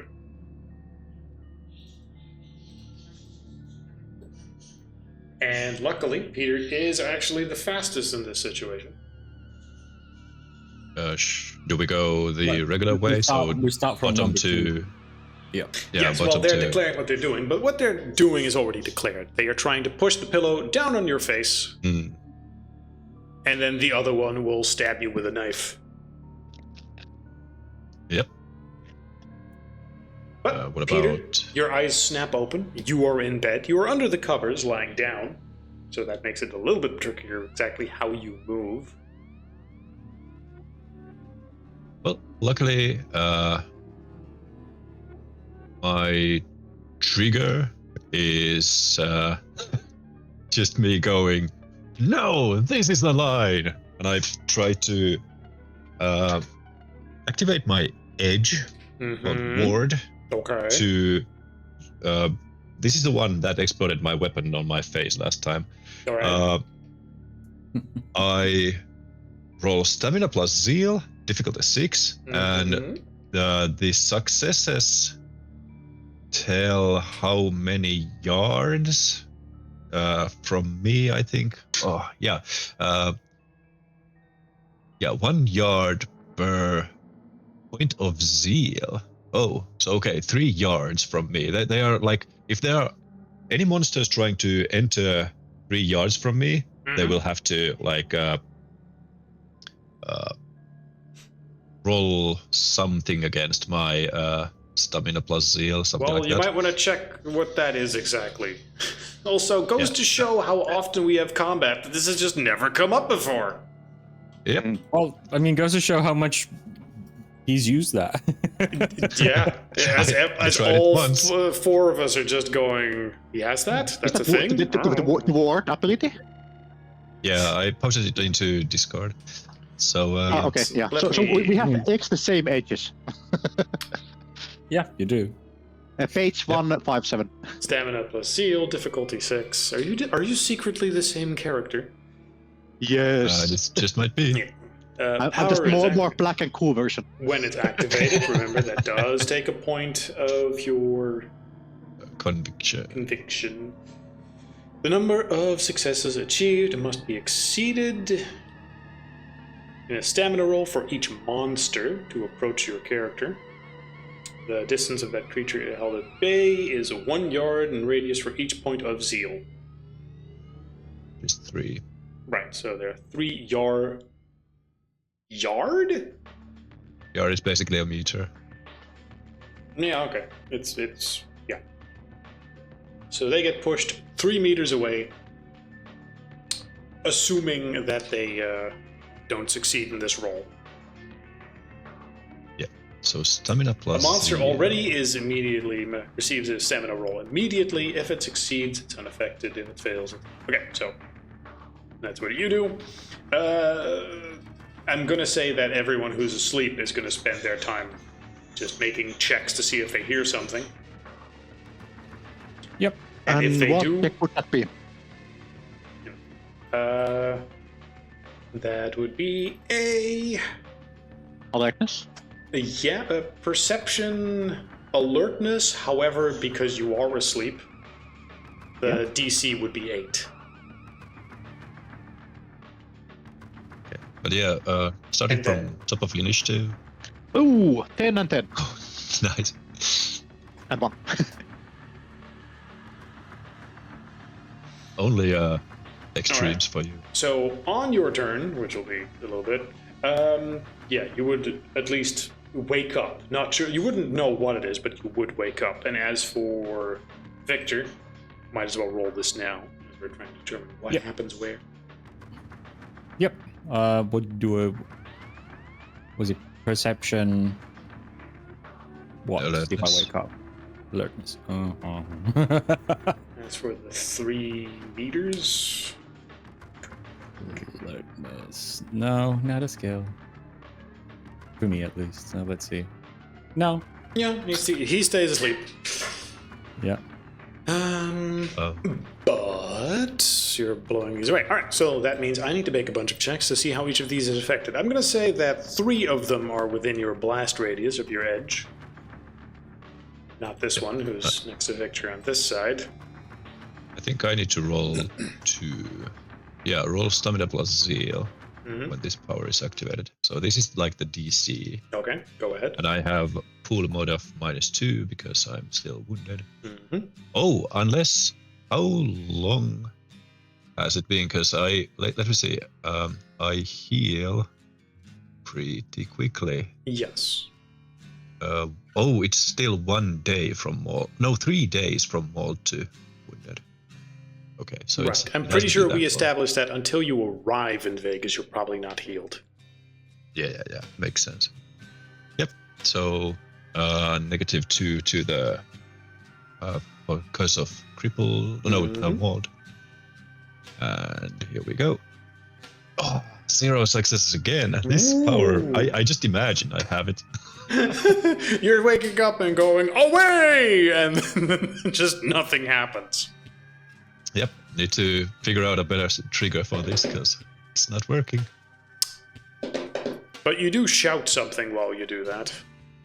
Yeah, yeah, you do hear whoever hears. No, this is the line.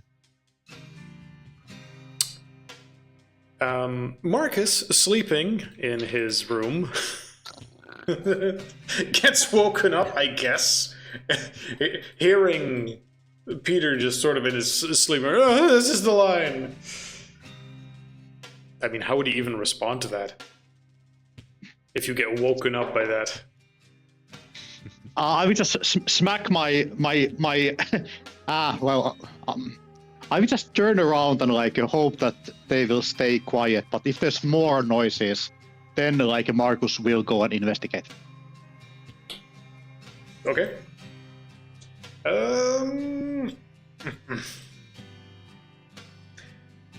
How do we do things?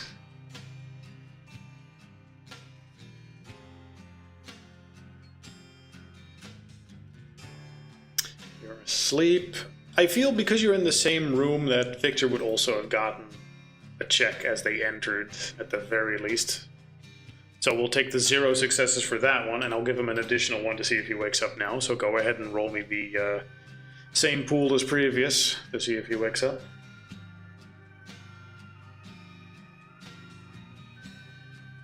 Just to sort of make it fair, and then I need to figure out the fuck. Sleepy boy. Yep. Soon. This is where Victor's journey ends. Too bad.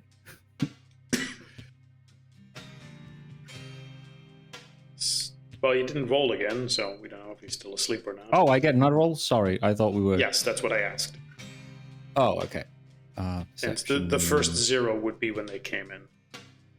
Oh, okay. Oh, there's a 1. There is a 1. That is a 1. Let's say it's due to him yelling, which means you at the very least would get some form of defense and not just an unconscious body being stabbed several times. Maybe a dodge? A swift roll, at least, to avoid the incoming knife, or... Yeah, I'm thinking what would be fair for you guys laying in bed and then having these two guys trying to pin you down, because you do have the opportunity to sort of try and roll and defend out of the way and put the blanket, you know, in between you Around your and neck. them. Yeah, sort of. Yeah, something like that. I was like, if I see the knife coming to the throat, I don't know, maybe bunch the blanket just over the throat so there's a thick wad of fabric. And I mean, there's nothing inside the blankets, I imagine, but in this place. But Well, I mean, it's a fucking desert area, so the blankets aren't Knights do exactly get- thick. true, Knights do get although cold in in a- the desert, so yes, yeah. So we probably would actually have at least something. But anyway, just bunch the fabric and whatever's inside Either way, around his throat yes. when the knife's coming. But all right. maybe a dodge. Yeah. So because of that, and you snap awake. Yeah. I'm gonna give you both a dodge roll, but yeah. One is trying to smush a blanket on your face. I'm gonna say that Peter, due to him snapping up, would probably not have that, but Victor might, as one of them is trying to push a blanket on your face, and then the other one trying to stab you. So give me Sure. 2 dodge rolls. Now, I am weakened by the vampire, so is my difficulty 8? I think we agreed Because it I am was until drained. you get to Vegas, isn't it? Yeah. Yep. At the end of the road trip. Yep. That's it. Yep. So, yep, DC 8. Yep. 1 success. As you roll out of the way of the pillow coming on your head. No And then a successes. knife comes down on you, as I'm going to say that this guy rolls quite weakly and slowly. He's going to roll only 3 dice to try and stab you with the knife. Yeah. It's the one success. One success, meaning he just connects the knife into you. However, nope, knife can't be soaked with stamina. You fucking forget Nope. it.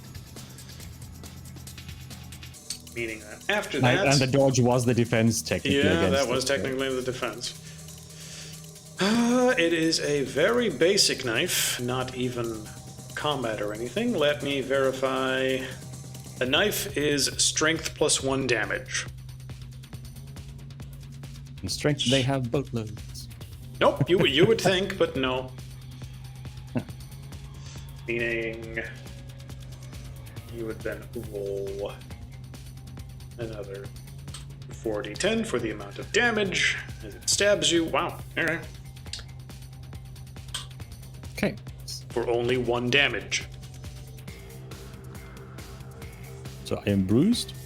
I guess so. Well, I mean, bruised is... It's no effect. Hurt would be -1. Yes, But I guess you're bruised is bruised. a I guess you're bruised. Yay! Yay! As for Peter, the guy can't cover your head, and you rolled... What was your defense? What did you roll for defense?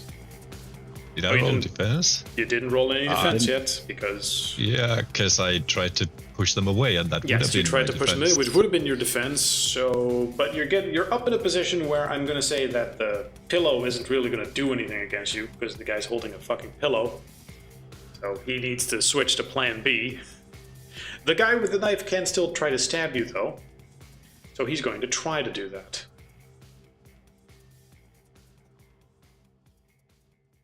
Two successes. Ouch. As you hold up your arm, probably to try and mitigate some of the damage, but then, yeah, a knife just comes right down into it. Yep. Which kills me again. For fuck's That's how this sake. game works. Yep, I was about to say, like, the game is intent, you are dying. This is not what I fucking expected. Well, 4 guys with knives? No, Yep, it's that's 2 how it guys is. with... I mean, you didn't even... I mean, it would have been 4 guys had Victor not been in the same room. And they entered the guy's room who's most hurt. So yeah, he's not gonna realize Yeah, anything's that's- happening. Yeah. This was set up to kill.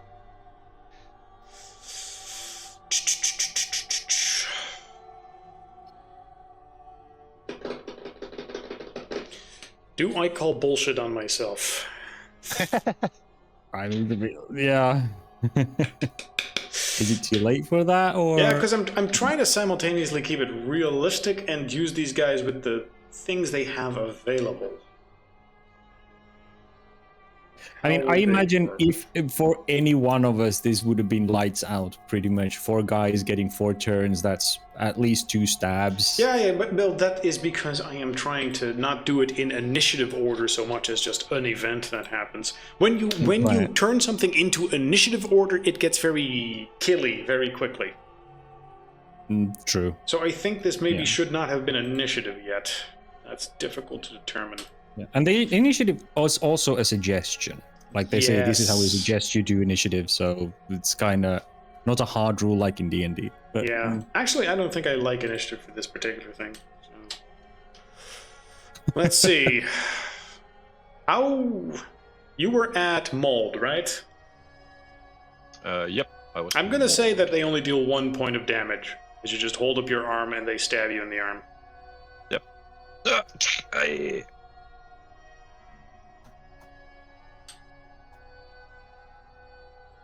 Right. Screams of pain at that point will be audible. Marcus, you would have heard that. Okay, let me know how fast I can react. On your turn, you can probably just use your turn to, jump out of bed, run over to the other room. Would the door be open? Luck check to see how easy it is to get there. Did they actually have any checks about entering the room? Because I think there would be a few things that would create sound. First one is the Yeah, that- opening that was the the door, and the second alertness. one would be the closing the door behind. The door would still be Yeah, open. So Yeah. just opening the door. That makes sense. Yeah.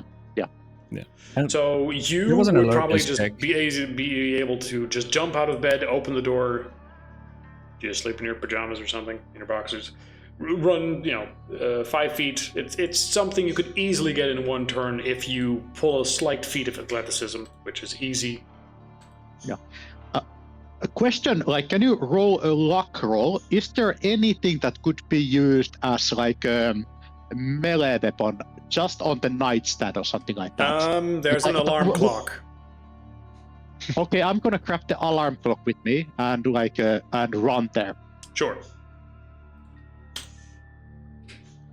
Marcus grabs the alarm clock and runs over.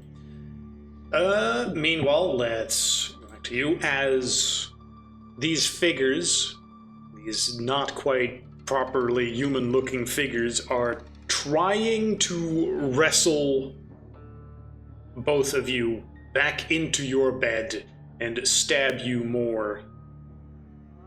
Their movements are sluggish, which is really why I think 3 damage should have been way lower. That's why I made it 1.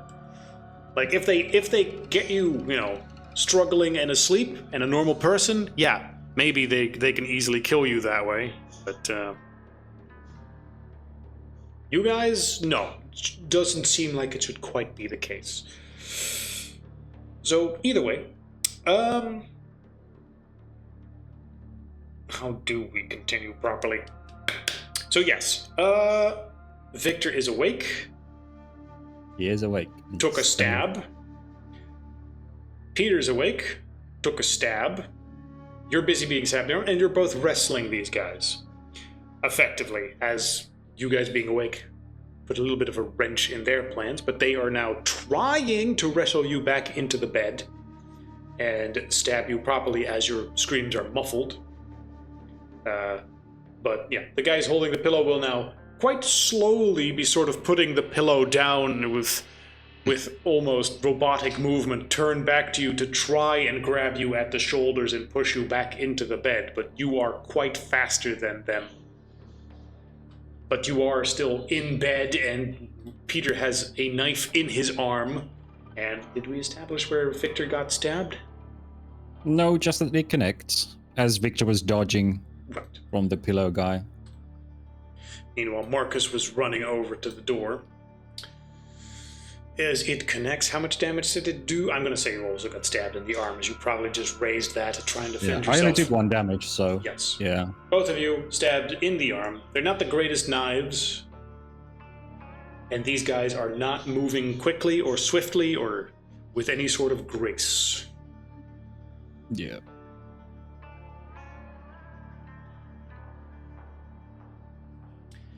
Then let's just see who would go first in this particular situation.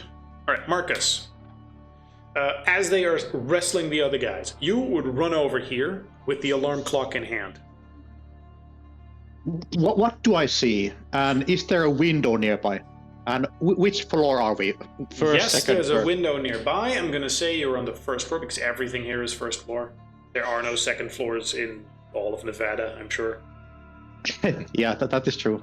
Okay, then throwing person out of the window wouldn't really do much, Not except really. create a lot of I was expecting from a second to third floor that might be at least taking the guy out of the fight. So basically, which of these guys is in more danger right now? Oh, Peter probably most on likely. the fact that he's already stabbed and bleeding and very hurt.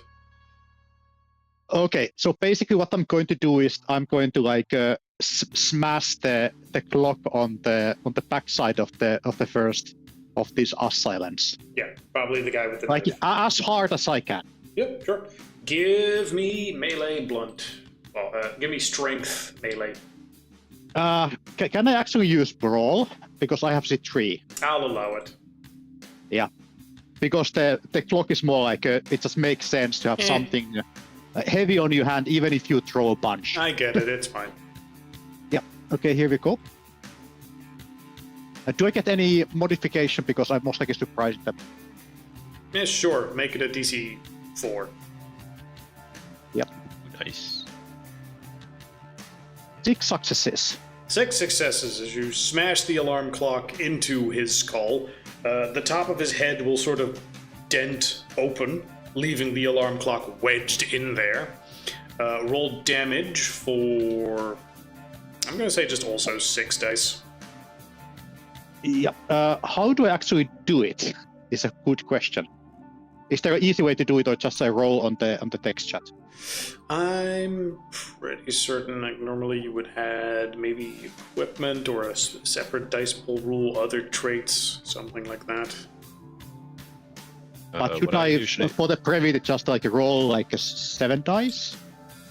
what I do usually is I clear the. You have dice pools, so I clear one dice pool completely. I roll nothing and run nothing, and then just add pool mod Okay, that makes sense. as many Okay, times.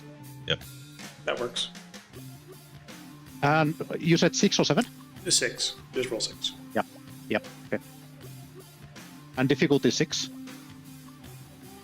Yes. Come on, that was the worst roll in the history of rolls. 1, 2, 2, 2, 4, 5. That's a Botch bot. on Yeah. What? That's a botch on damage, which I'm pretty sure isn't a thing, but you know, the Yeah. alarm clock gets stuck in the head of let's just say this guy. Holy moly!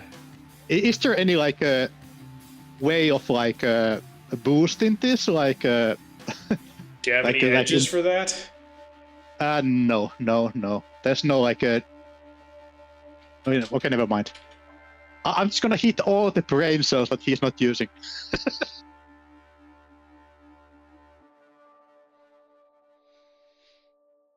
All right.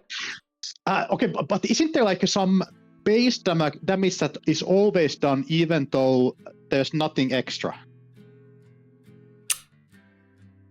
I don't think so, actually. Okay. From what I because most games understand of the have- system, it's just you have this pool of dice, and that's what you deal. And then you All right. roll, your dice include, but technically your damage range is from 0 to whatever the max is. Yeah, that's interesting.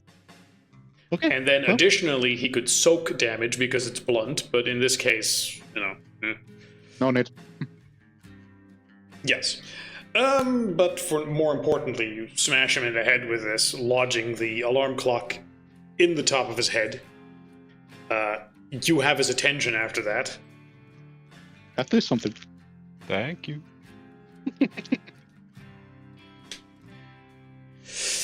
Meanwhile, the struggle will continue.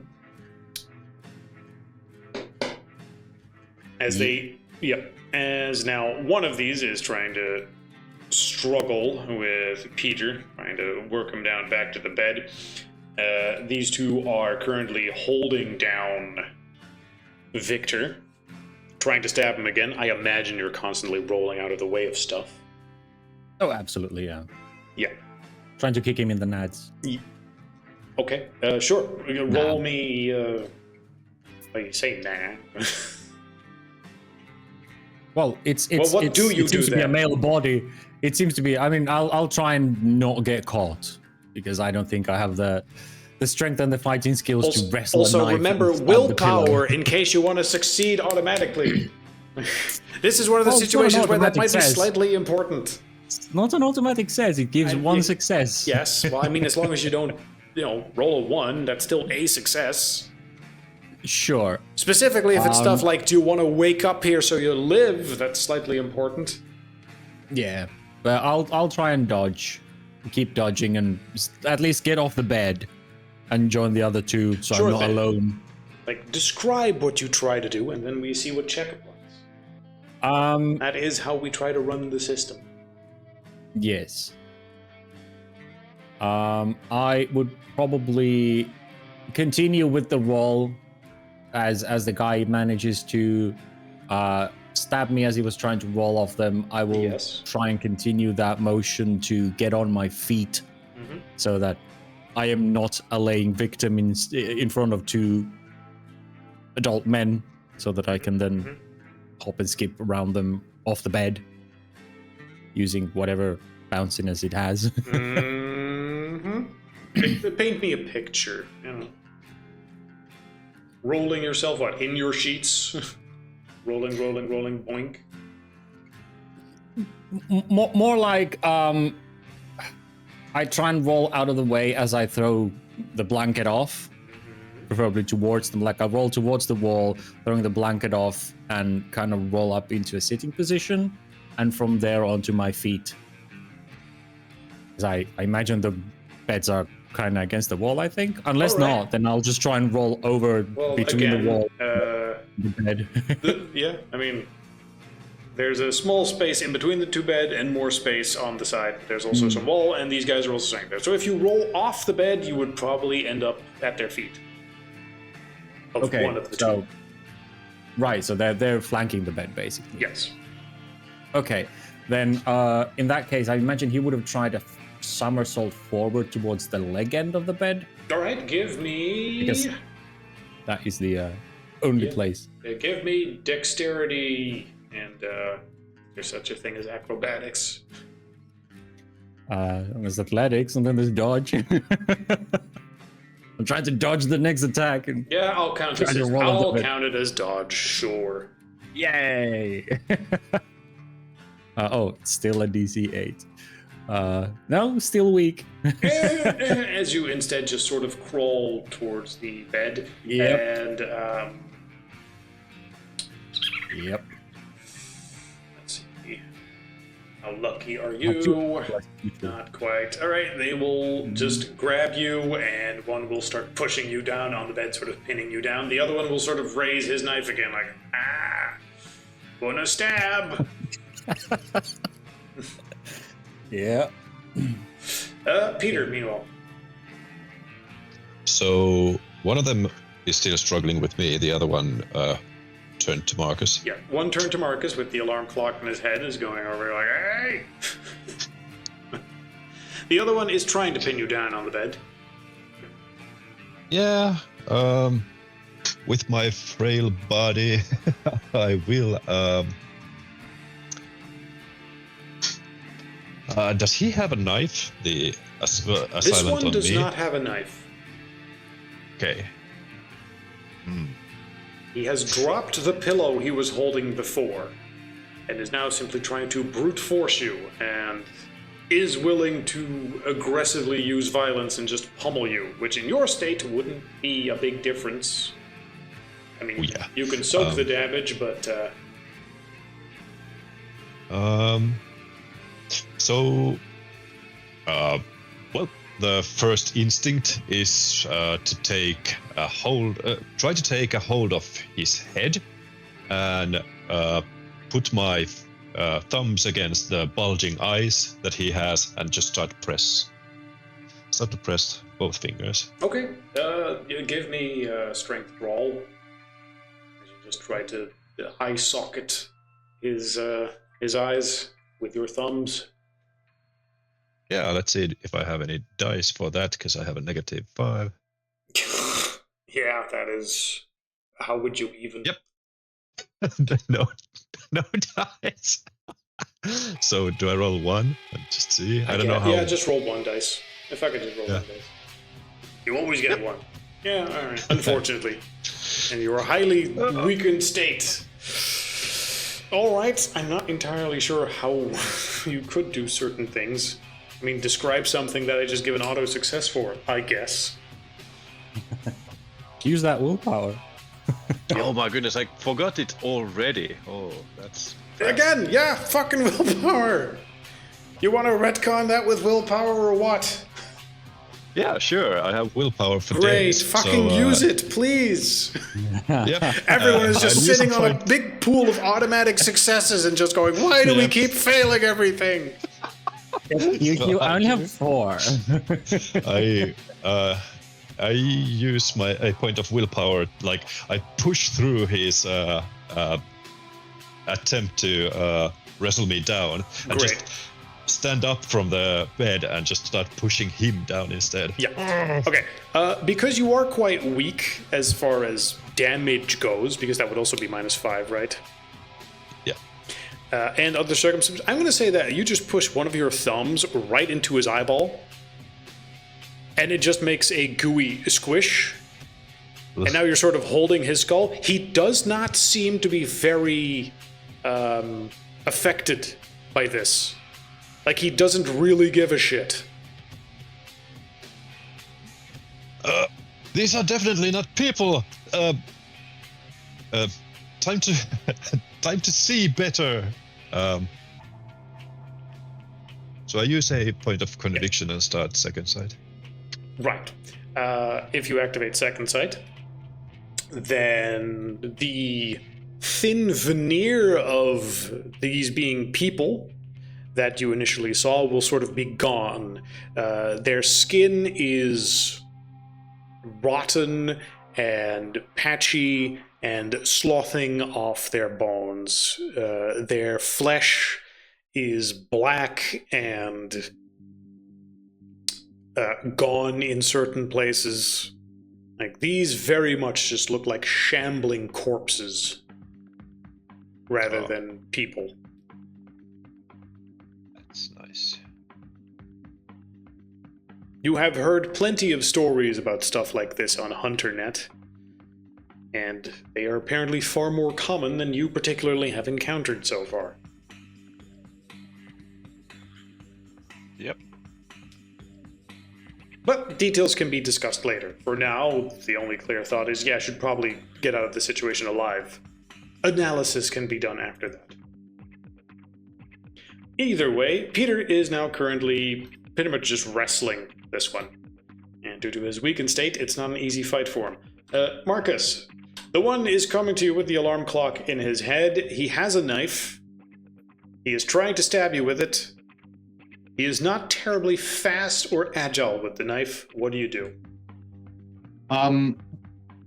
Is it like a moment when I'm just like telling that I'm going to parry or dodge it, or? You could. Just simply, simply in pure descriptive terms. Don't think in terms of game mechanics. Think in terms of a very slow, clumsy guy with a knife is coming towards you. He could slash you with it. But you might also be able to do some kung fu bullshit on him 5 Yeah, I'm turns in good a with row. brawl, so naturally I'm just going to grab his fist where the knife is, Yep. and like use my most likely stronger like strength to like just hold it from me. Okay. Maybe twist it like out my body. Grab his wrist, twist it away so he can't stab you. Yeah. All right, let's start with that. Give me a strength brawl. Yep. You do need 2 successes because he's fighting back. But you have more than enough points in this, so I don't really doubt that you'll be able to do this. Except I'm like my rolls are like shit. Apparently. Okay, so yeah, you try and you sort of slap his hand away, but you end up not being able to grab it, and you take some steps back, and he starts slowly following you. You're being pushed out of the room right now. He is not fast, so you do just step back, but he is creating distance. Use the willpower. Using willpower is technically something you have to declare beforehand, but because we're still being fucking clunky with it all the time, me too. Believe it or not, fucking enemies can use that shit too. You need to declare it normally beforehand, but for now it's like, okay, can I please add a point of willpower? Then I'll let it slide a bunch of times. So if you're like, all right, let me add a point of willpower to really do this, and then I'll allow it. Yeah, let me do it. Like I would have preferred to do it like when I was striking with the clock, and that's what I was trying to like ask that. Yes. Is there any way to boost the attack when it fails so miserably? Technically, no. But in this particular case, I'll just say this guy has a fucking clock jammed into his head, so he's somewhat wounded. Okay, I will use my willpower. Yeah. However it works. For the clock, and now you're using another willpower then to guarantee that you can grab his wrist. So basically, Yes. I would have 2 willpower left. How do I recover it later? You on? recover it whenever you have a successful adventure or leg of an adventure. So when you arrive in Vegas, you'll probably get some back. Do remind me of that. Okay. Let's just practice this, and I'm gonna use the second willpower. That's great. That means 2 successes. That means you are now holding this guy by the wrist, and while he might try, let's call it grappled to compare it, and you are keeping that weapon at bay. He is not going to be able to slice you with this anytime soon. Okay. Did I do like in my last round when I strike him? If I used the willpower there, did I actually do some damage with it? I've just normalized that into you've done a bunch of damage to him. Okay, good. Like, you've smashed a clock into his head. Yes. Yeah, exactly. Yeah. Okay, great. Let's go back to Victor. You did not manage to escape. You are being held down now. You tried to roll out of bed. I sort of imagine that you're currently, because you tried to roll, like, facing Forward, yeah. forward, down. Yeah, they're Towards pinning me on the my end of stomach the at bed, moment. and then one of them is pinning you on the stomach. Yeah. Once again, the knife goes up and very slowly goes down. And you are, once again, probably trying to dodge, right? Oh, But yeah, now yeah. you're also being held by a guy. So Yep. DC goes up to 9. And Right. also describe how you could dodge in this situation, because you're not just pushing the guy away, because that would be strength based. Right. Let me see. Did we have the? He is probably. I imagine he's probably because I am being held down, but depends on. Oh, how is he holding me down? Is it just 2 hands on my back? Well, you or- are laying or with my- your stomach on your bed, flat. Yes. So Yes. him just using his arms and pushing on your back down to sort of hold you in Right. place. He's not grabbing your arms or anything. Your arms and legs are both Right. free. Right. So I imagine what he's trying to do at this point is reach to the other end of the bed, Other end away of the from the bed being here? stabber, and sort of like reach for that, and maybe with one hand grab the sheets or whatever, and sort of Uh-huh. try and push him sideways to kind of misalign him and the stabbing motion, You want to grab the sheets. and the edge of the bed, kind of pull myself towards the edge because he's holding me back. So, but his hands aren't on my bare skin, so there's fabric that kind of slides and gives. Right. What fabric kinda do trying you, to- do you sleep in pajamas? Probably his tank top that he would have, Okay. but like, yeah, You know, some has a fabric. shirt on, he's- Some fabric. yeah. So it's not skin on skin, which would move That's fine. less, but there's fabric to. Okay, so you want He's to trying to pull grab him- the corner of the bed effectively and pull yourself to safety. Yeah. Yes. Okay, Sort of. because that Out is of- a just out slightly of the way different than check. Give me strength dodge.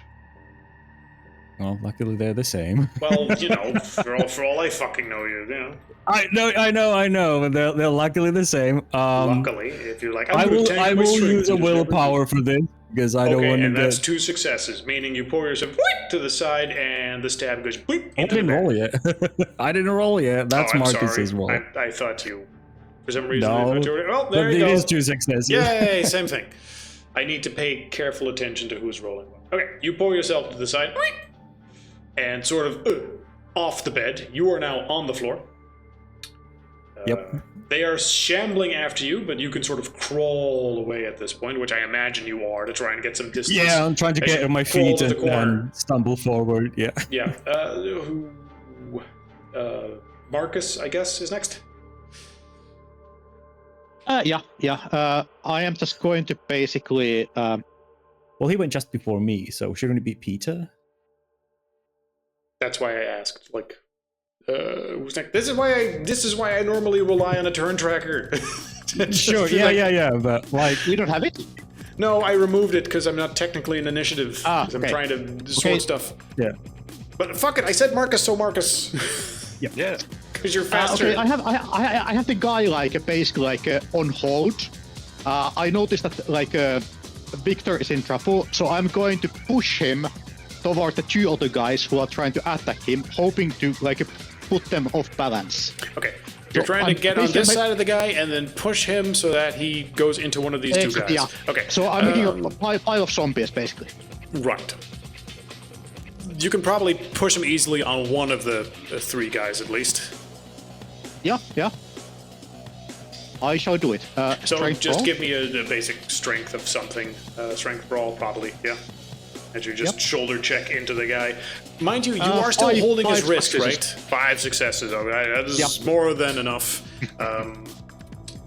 Yeah. I technically have to contest that, but fuck it, that's still 3 even if it's succeeds. Yeah. What do If you, possible, like can I like keep the knife or make sure I'm going to it say flies that away? because you were already holding the knife and because you have 5 successes, you just rip the knife from his hand and then, shoulder check him over so that he falls into the other guy over here. Not a guy with the knife, but and sort of in between the 2 beds, cause a pileup of them. Meanwhile, I noticed there's no actually like a push action. I know. So it's there's like a some sweep, sort of for melee. example, is one. But Yeah. like a sweep actually does damage, strength. Okay. Whatever it means, strength and then a K, like in. Well, it's hard to say. But for now, this is what you've done. Add the knife to your thing as a weapon. And But if you want, I can roll 3 dice, which is my strength. Oh, you mean just for damage? You do? Yeah. As for melee, I'm pretty sure. Did we not have rules for this? because Hold on. they move with speed. They might Yes, hit stuff and that is hurt. true. You know what? Fair enough. Is there not a melee just unarmed? There should be. There should be. The strike is same roll. I'm pretty sure it's same just damage. that, which is just your strength plus nothing. Pretty sure. Yeah, or something. Yeah, just give a So, second. yeah, just roll that. Yeah, I'm keep on losing my. Yeah, there is my.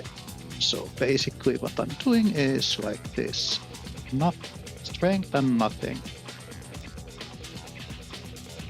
Yes. 1 success. 1 success, which I'm also pretty sure they can try to soak. So. Bonk, bonk, bonk. Yep. They take some damage in the fall. With that, here, you are currently still fighting against the one guy. You are incredibly hurt.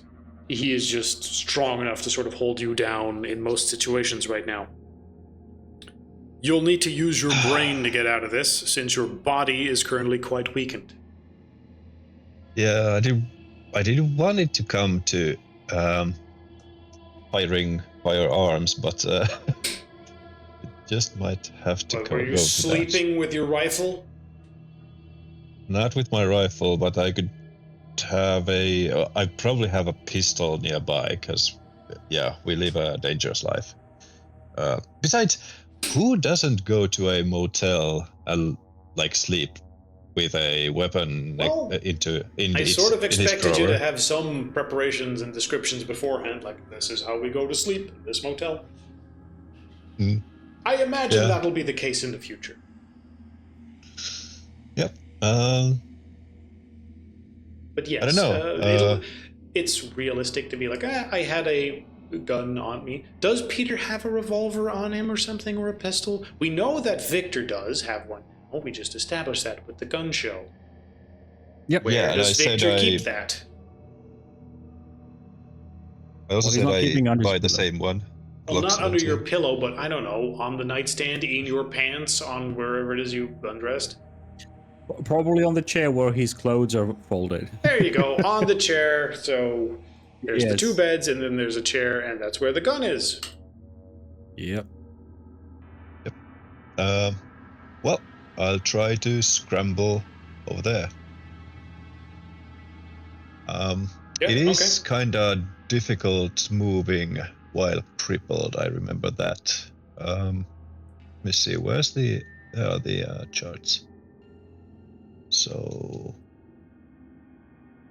Oh, but was it? Yeah, that was the one here. Crippled, extremely hurt. Your character may crawl no more than 1 yard per turn, which is another problem. Yeah, So- that's something we might have sort of skimmed over. Like So- the movement speed. So Peter starts crawling amidst the confusion. Sure thing. You start crawling slowly away from this guy as you somewhat push him away and just sort of flop on the bed and go and crawl your way past Marcus towards the chair. You'll probably be there, yeah, and be able to grab the gun next turn, assuming that Marcus doesn't just grab it. You crawl and you're at Marcus's feet, let's say. Marcus is careful not to step on you. Okay. Next. Victor? Yep. Well, since he tried to get on his feet after he managed to pull himself off the bed, gunning is still not in his blood, and his sort of go-to method. He's sort of in panic at the moment, trying to desperately scramble. Instead of going and trying to find the gun among his clothes, he doesn't even think about that. He takes the whole chair and tries to smash it against the closest one of those guys. Yeah, you crawl away. That's big and sturdy and easy to grab. You go to the chair with the gun that Peter also is going for, I think. Yeah, so the clothes lie onto clothes fall the floor. on the floor. You grab the chair and then throw or smash it on them. I swing. Okay. I'm not throwing my weapon away. Right. I swing. Give me strength melee. Okay, well, it's gonna be pure strength. Also, any particular one, like this one has a knife. The other ones are currently just shambling. Whichever is closest to me. So Sure, I imagine it's the one with the pile pillow. and start smashing that one. Start Sure. smashing the pile. Nope. Bonk. He is weakened from the vampire, Yeah, so you just sort of have the chair and sort of poking with poke. yeah, pretty much. Great, Marcus. Yeah. So I have the knife. Not much skill to use it. So basically, I am just going to push the first of the guys out of the window on my turn. First of the guys. Okay, the window would be over here. These beds are near the wall. Wall being over here. Window. Or is there anything in the room I could use as a like improvised weapon? There's the chair that Victor's holding. Let's look at the room. There are, let's see, chair, desk, alarm clock, pillows, casing. There's a microwave, I think. There's a mini fridge. I think that in the back is some sort of old... Ugh, fuck off. Like, what is that in the back? Do you see that?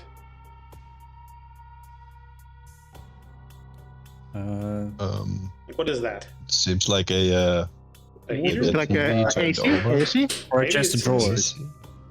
Oh, chest of drawers. Yeah, that's probably. Why would that be in a... like- who knows? Maybe. It's hard to tell. A closet. I don't know, Or you can maybe put your it's a underwear safe. there, I In this guess. picture, might there's be the two same. lamps, but not on the other one. Okay, Yeah. well, those are not very like weaponry. I mean, yeah, the most thing seems to be the microwave.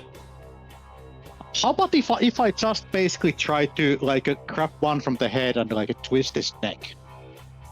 Oh, you're right. It probably is the safe, actually. Yeah, I mean, there's nothing stopping you from just kung fuing them. Yeah, let's do that. Like, it seems that like the melee damage, like, well, basically smashing stuff on their head doesn't seem to do much. So let's see if they can like survive that. I'm just gonna do like a brawl, basically. Yeah, okay. Any particular one of them? Is one of them like more threatening than the other with weapon or I something? mean, like one of them still has a knife. that? Yeah, let's do it on that one. Okay, Marcus goes over to the one with the knife. Mind you, he does still have a knife and will also try to use it when you get close. So before anything, give me a dodge or block as this guy tries to swing at you. Yep, I'm gonna block. Is it strength brawl as well?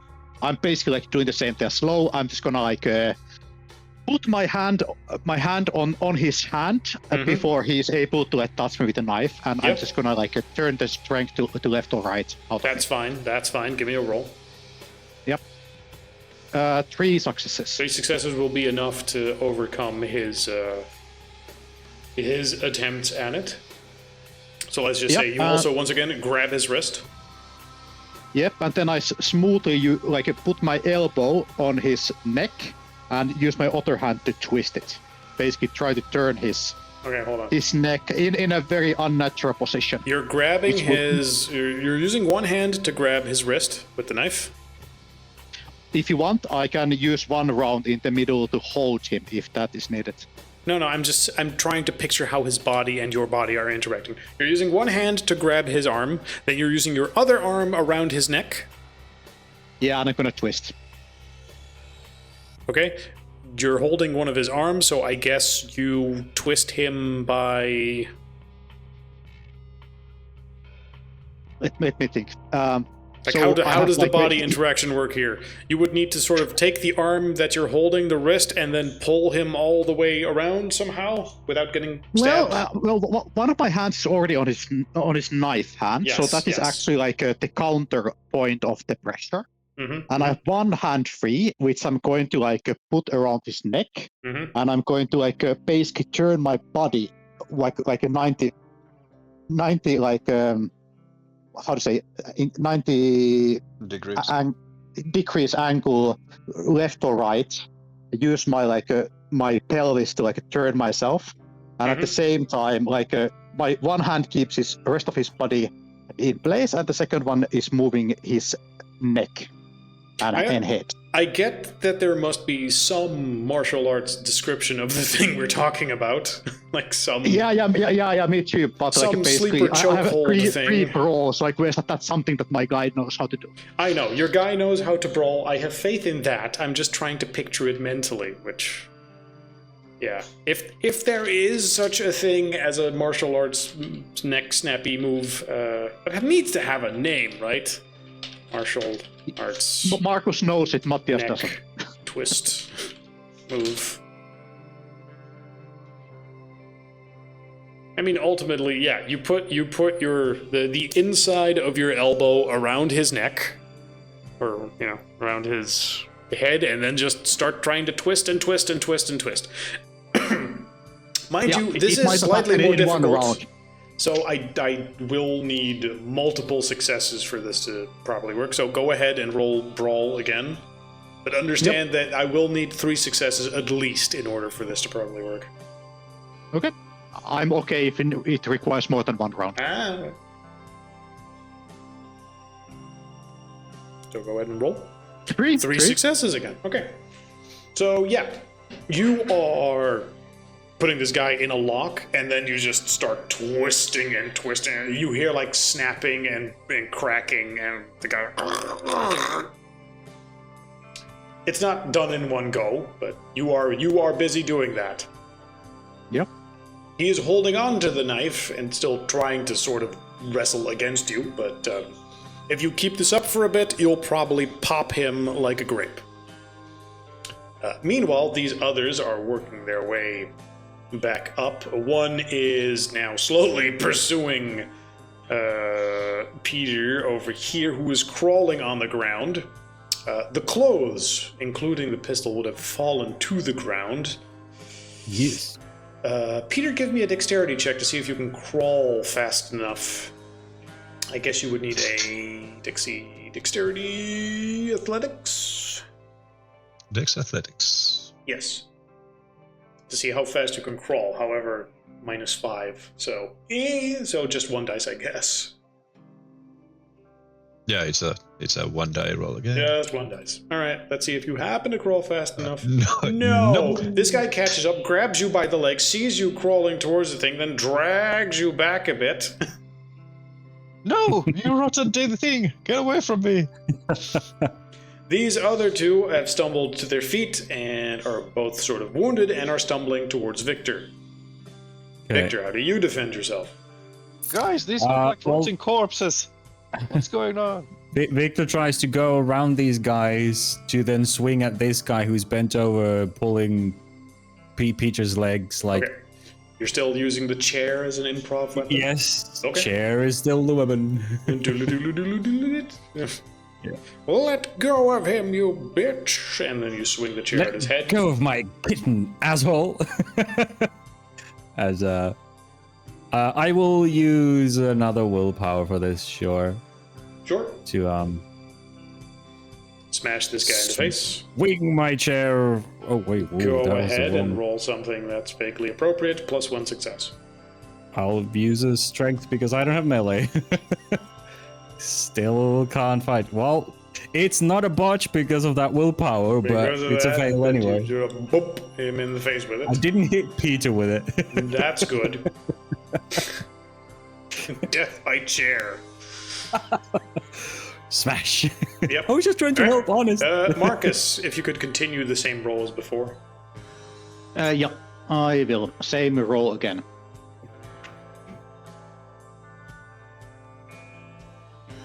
Just to confirm. 4 success. 4 successes.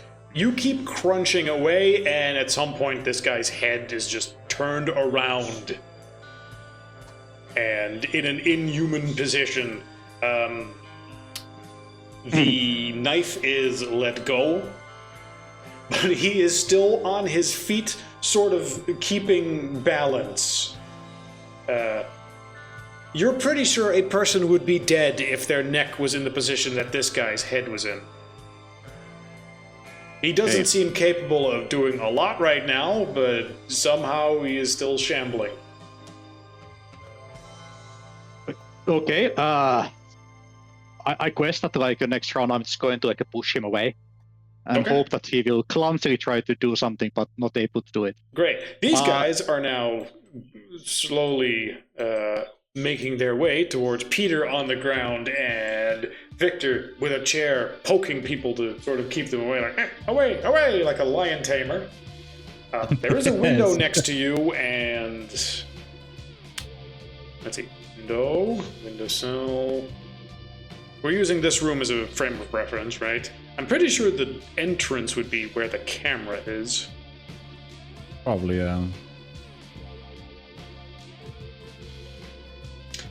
With that, what would Peter and Victor do?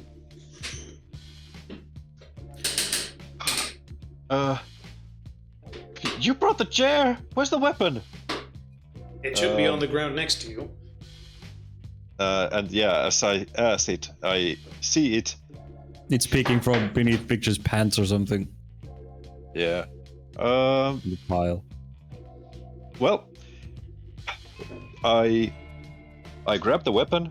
I aim it toward the center mass of, well, like this guy to the northwest, and I fire through the pants. I don't care about the fabric. The bullets go through.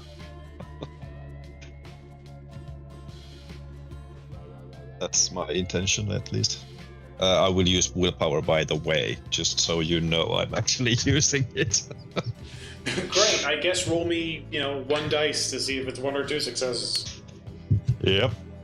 Oh, actually, if it's perception firearms, I get more dice because -5 ain't got nothing on me. Is I it think. perception firearms? Go ahead. Or Isn't it dexterity dex firearms? Yeah, it's dexterity firearms because perception is anyway something else. Yeah. Where is? There it is. Let's see.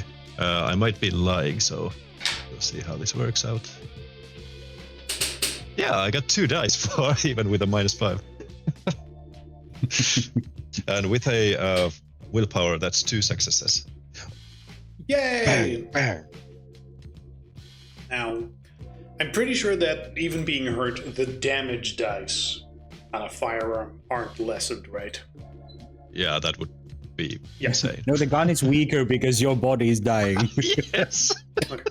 And I'm going to say that due to your positioning, you're probably shooting this guy, who already had the clock in him, which at that point would just go book and would drop. And would lay on the floor, twitching.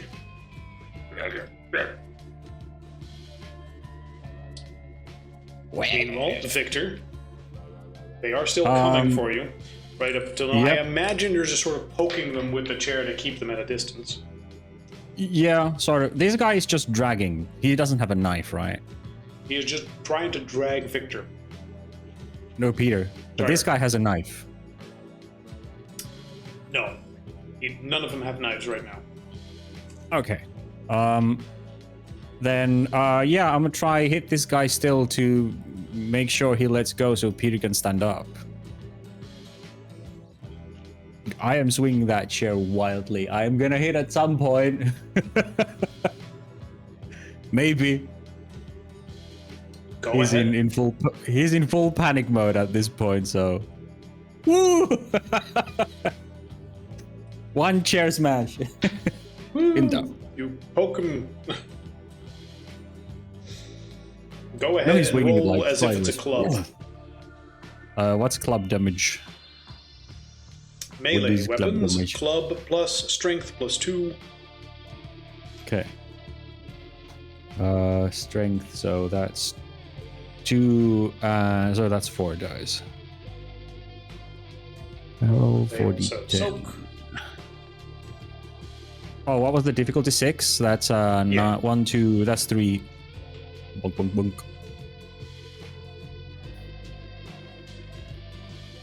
All right. You bash him in the head a bit.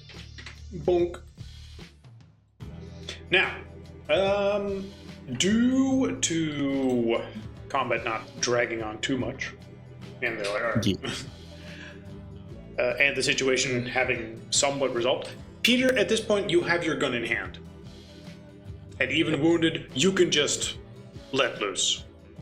So you will just, one by one aim at the pop from the ground after Victor manages to push some of them away somewhat, right?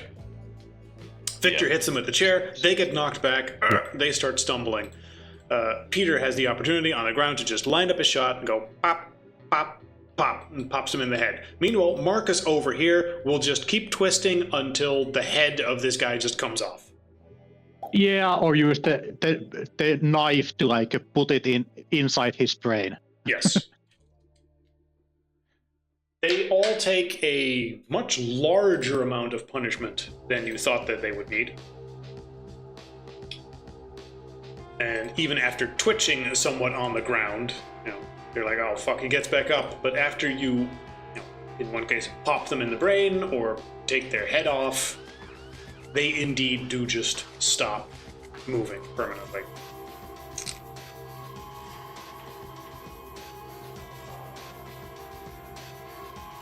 All of them stop moving.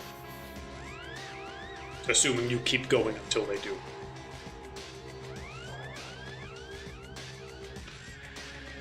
Oh yeah, absolutely. Yeah. Stop.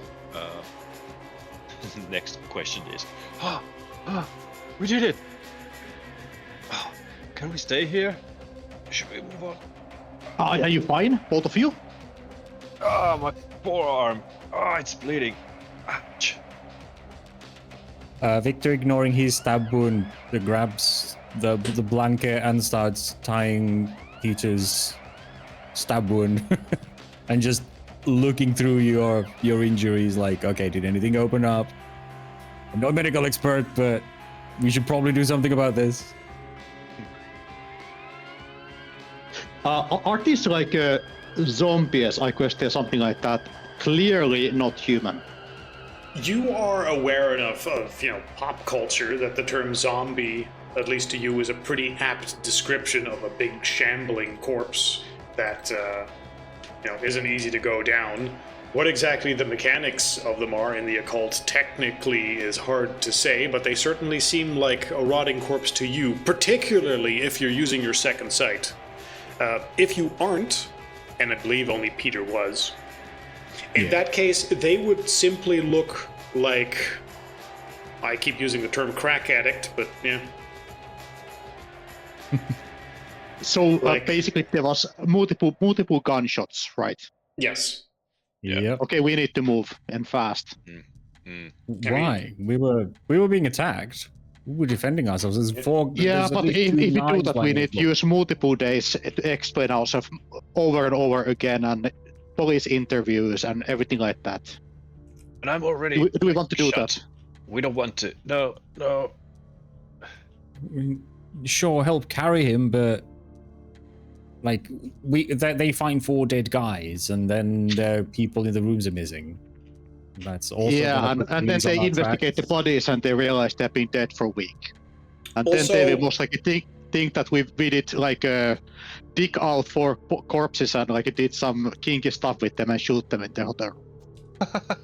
Yeah, my point is exactly that. Either way, the cops are going to ask questions, and we are already in the state. So, But I can't be questioned about the older weapons. the hunting accident. It's not gonna be that easy, is it? Question, game leader. Did they actually check out our names and take out our passports, stuff like that they do in like real hotels? This is just a motel. You go up, hey, I'd like a room for the night. Here you go.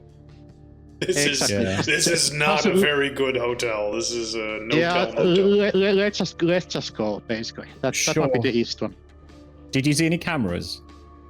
Did I see any cameras? Nope. Exactly, let's go. Yeah, then let's just fuck off. They have They will have a talk for the next year of the weird stuff they found from this room, but like nobody has been killed. There's 4 already dead corpses, like full of bullet holes and Glocks like Well, penetrating their mind skulls. you, those guys look like druggies, so it's just I don't know. Local drug addicts attack travelers and we escape. But sure, let's go. Pick up Peter. I can't carry him. It's too heavy. And let's find where Bex is. He's probably sleeping in his room. Yeah, like 2 rooms over. Yeah. Fast Being asleep. very angry at you.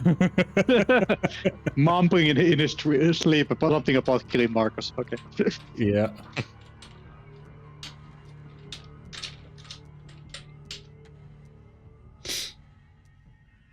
Yes, there are a few open questions here, exactly how you would deal with this, but to those of you that don't activate second sight, yeah, they just look like sort of twisted, gaunt, almost skeleton, crack addict humanoids. Like, the thought that they are supernatural does not enter their mind. To you, of course, if it would be widely like not human, we could basically try to go and explain something about it. We were filming something for Peter's YouTube channel and using props and stuff like that. But you said that they look like drug addicts, which means that they are like natural enough that it most likely would go to police. And we couldn't just like say to the reception desk that we are filming a movie and like say sorry and maybe give them some money as compensation.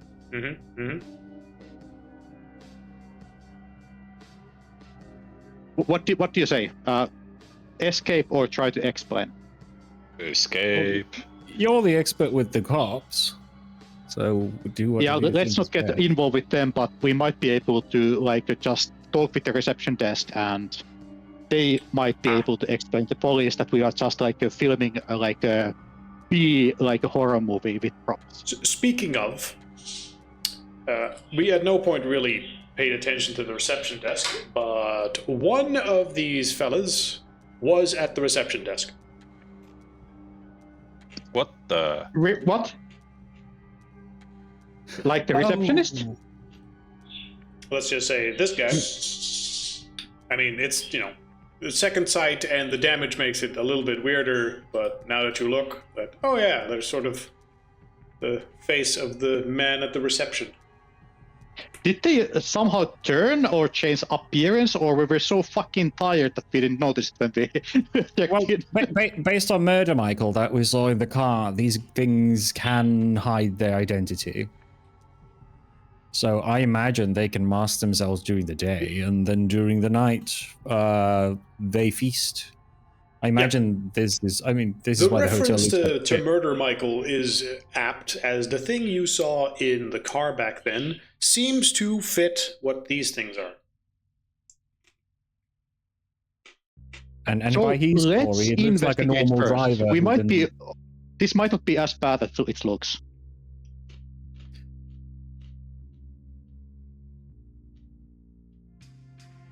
I suppose. Yeah. But we need to okay. get rid of Take a look at these bodies. the front. Especially if there are more, we should get rid of them. Anybody bring my wheelchair with us? No. Is it the car? Well, the question is, do you still need your wheelchair?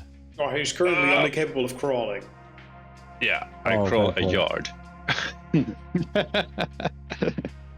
Well, Then I imagine good your job finding them wheelchair off. is somewhere in the room. Because we sure as fuck aren't carrying you around. Imagine it's folded in the edge. Although I imagine you would have had to get one for yourself. I don't think the hospital just goddess. gives you. Yeah. We're not giving Especially away that anything clinic. for free. Yeah, especially that little clinic. Like they can't afford it. Handing. Marcus says, stay here and keep the door locked. I'm gonna investigate a little Alright. bit and bring the wheelchair back inside. Yeah. Okay. And then I will open the door a little bit, glance outside, see that the corridor is clear. If it is, I'm gonna sneak out and see that how much attention did our fight actually bring. Okay. For Marcus, give me a. Let's see. That's a good one. God, why is it? Give me a perception and. That's a good one for this. You know what? Perception security. Yeah. You're aware of all sorts of stuff that are important. Security and sound and whatnot.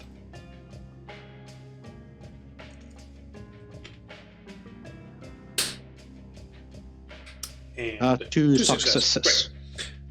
There is a great lack of cameras in this place. As far as the front desk goes, you weren't registered in any particular way.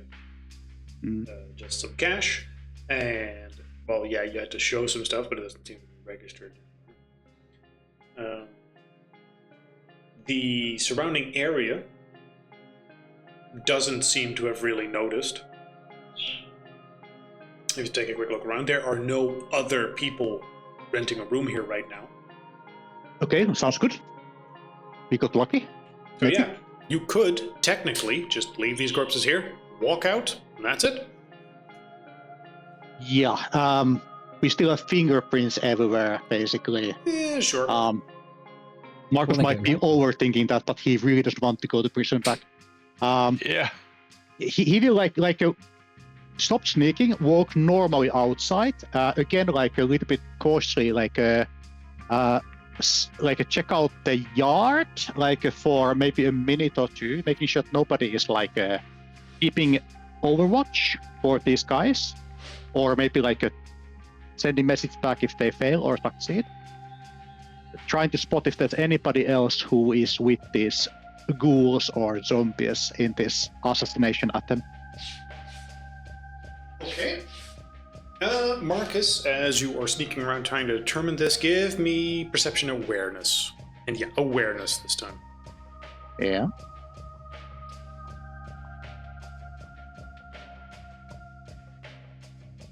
Two successes. Okay. So, yeah, you try to get a feel of, okay, what the fuck is going on? The only supernatural thing or feeling of wrongness, or however you want to describe it, that you can feel is, yeah, these four guys. This was a very clumsy, low-level, simple little murder den that they had set up. And Yeah.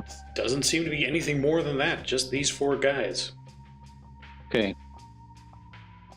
I am going to then go to the car. I'm going to get the wheelchair, and I'm also going to get a couple of the guns that are on the trunks of the cars, just in case. Cover them with a blanket or something like that. And I'm going to think about that. We might not want to actually leave the corpses behind. We might actually. Is there any place I could think to get rid of them quick and dirty? I mean, you're in the Nevada desert at this point. You could just drive, I don't know, 5 minutes in any direction and leave the corpses there, and they're gone. Sounds good. And I just basically need a couple of maybe carpets, that they don't make a mess on the trunk of the cars. Yeah, maybe. And hey, guess what? You're already in a hotel room with a bunch of sheets here, so. Yeah, and we have even a wheelchair to carry them one by one if you want, if you want to be lazy. Yeah, so let's get rid of the corpses. And I'm really curious about how they operate this place. Is there any other is there somewhere a room full of corpses, all the travelers they have been killing on the way? Is there records? Is there any proof that they are maybe connected with some other monsters that are protecting them in this operation? Stuff that like would take an amount of time to sort of investigate the entire place. I imagine you'll want to do that right now. Well, maybe Victor's doing that right now. Yeah, let's say that like when I get back, I'm gonna ask Victor and Bex to do this while I'm getting rid of the bodies. So you're doing that. You're getting rid of the bodies. You're putting them all with some sheets in a wheelchair, driving them to the car, on the wheel. Yep. loading them into the car. And on the way, I have some paper, some soap, shampoos, and I'm gonna like go through all the place where we would have maybe fingerprints, and ask guys to put their gloves on. They're like, I might be paranoid, but I don't want anybody to like know that we are here. Seems fair. Victor, what are you doing in the meantime? Are you there? Nico? I am now. I was in the toilet. Yeah, as soon as I see that Peter's not dying and I've used the sheets to kind of patch his cut and my own, he definitely starts digging through the place, like going through, trying to find the kitchen or wherever where they might have a cold room and see if there's other travelers who have been stupid enough to come here alone as a group, and see if, like, in general, poking around, seeing what's happening over here in this here place. All right, let's just say Victor investigates the place for a bit. Yay. Yay, that's a thing you do. Give me perception investigation. Try to quickly do a scan of this place and figure out whatever is wrong here. And Victor, if you find some gas, like just pocket them. I don't think my pockets are big enough for gas. So you are let's investigating in this place and going through the various rooms and whatnot by yourself. Yeah, with a knife. With a knife. I take the knife and my gun. Yeah, I brought some guns from the car. I will give one to Victor, the one that he might be able to use the most. No, I take the one that Peter Oh, I will tell you to leave one with Peter because I take the gun that Peter bought me at the fair, which was with my clothes. Okay, fair. And once again, I'd like to say again that I bought a Glock 17 for myself too. I just don't know where it is for this particular event. But where would you have it? I was thinking nightstand, but next time I will say it out loud. It probably got knocked down and it's under the bed. So yeah, I'll go and fetch it. That's it's somewhere in there. Well, Victor would have handed it to you. Like, Victor's gonna fuss over, like, no, you get back on the bed and here's a gun. I'm gonna go look around. Don't move. Sure. After your wounds are bandaged. But yeah, with a knife and his own gun in hand, he starts going around around the place investigating, and I got a 6 and a 10 because I do not have investigation as a skill. I only have occult and research. Okay. If you investigate this place further, there seems to be no trail, let's see, with 1 success, of any ties to anything else. No paperwork, no big spooky clues, no room full of dead people, no written out secret plan. No big meat grinder with human hands. No big meat grinder with human hands. It seems to really have just been these 4, and you're not even entirely sure whether or not they have been doing this for a long time. If anything, it seems to be incredibly recent. Like they didn't even really know what they were doing yet. if you have any briefing with Victor, do we have any idea that like what happened to these guys? Like, did some black magician arrive here a month ago and turn these guys? Like, if there's a visitor book, that might be interesting. Well, if they don't keep There any would be a records- visitor's book, but I mean it's all informal. There's like a guest book, Yeah. you know, where someone says like, "Oh yeah, spend the night. Thank you for the good service. Signed, Jim." That's not particularly. You flip through it, and there's no like, "Oh, thank you. I am Flarbo the Magnificent. I will, you will now be my servant." Nothing obvious and stupid like that. Yeah. Any laptop or PC, computer? I mean, I think we got everything that the There one might gave be, us. but I don't think that you would. Let's see, would the owner just have one? I guess there might be some laptops here, because, modern age, people just have laptops. If you go to like their private, Google like reviews. you would need to look for where these people in particular were staying and what they were doing, and that takes way longer than the small amount of time you probably have for this right now, right? Okay, fair enough.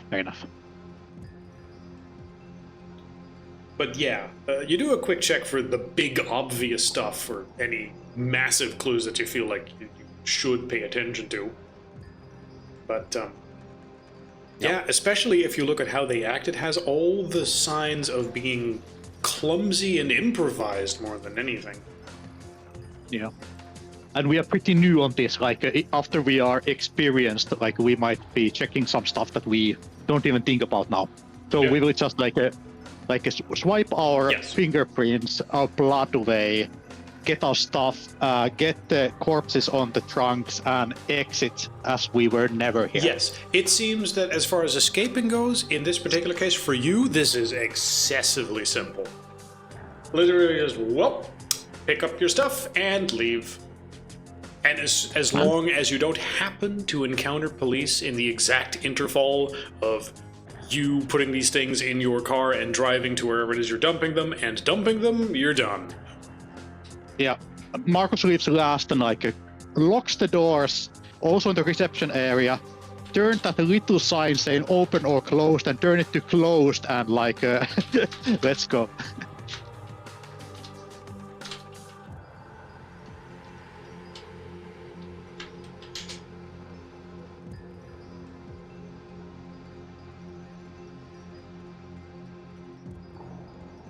Yep. No. As soon as we're investigated and you're done with the corpses,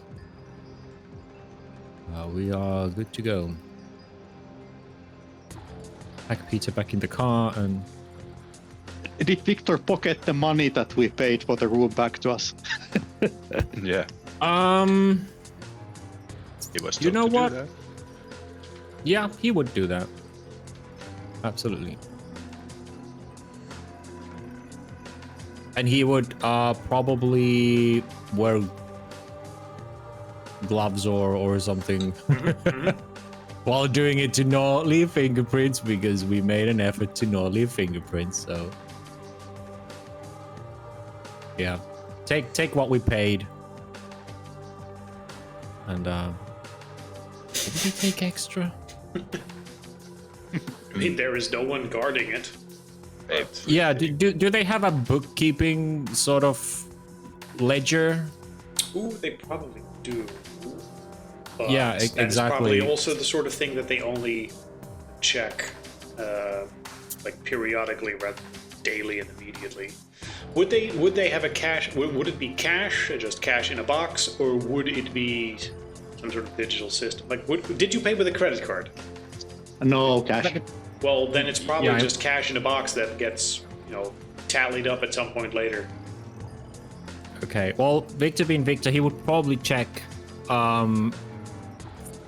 He would probably compare with the ledger to see how much is the latest installment written down, and then take the difference. Yeah, all right. You just take your money back, no problem. Yep. Okay, but nothing more than that, so you don't leave any traces or clues. Like, oh, someone was here Well, and they well, stole that's stuff. why he's wanting to check the ledger to see, like, if it was 5 weeks ago that and there's more money than now than there was 5 weeks ago. So he's like, I'm just take what isn't written down. But if it's You could just take our the whole money, thing. no, he doesn't want to make it seem like they were robbed. So he's just gonna leave what take was the ledger written too. down. Who's gonna know? Strange. This hotel didn't have a ledger or any sort of bookkeeping system. Look at this place. I mean, look at it. No. Victor thinks even this kind of place would have had some sort of record keeping. Now he takes whatever extra isn't marked on the ledger to make it not immediately alarm me that something's missing. But if it's just our money, that's fine. Like at least our money gets taken. Right. The- Very well. After that, where would you like to deal with these corpses? Just in the desert? Yeah, I think so. Shuffle. Somewhere where the animals are gonna, the carrion crawlers are going to find them, Yeah, and you nobody's gonna have a pickup stumble truck. on them in a week. Drive over there, Hmm. dump them, Yeah. and then it's someone else's problem. Yeah, and taking precaution, gloves and stuff like that. We don't leave anything on the crime scene where the corpse are dumped. Sure. Marcus, give me a let's see, wits and what's a good one? Security. Streetwise, it's all the same pool. Yeah. Yeah. Now give me a a fumble. check. Yeah. Hey, if you want to use willpower. -1! Using willpower. using 1, willpower, 1, 2, 4, you- 9. You only fail, not botch. Nice. You only fail, not bot. Well, you know, you go over the place. You don't know if you've removed everything, but Yeah. I'm rolling very well today. yeah. Yeah. But because you used willpower, it's not a botch.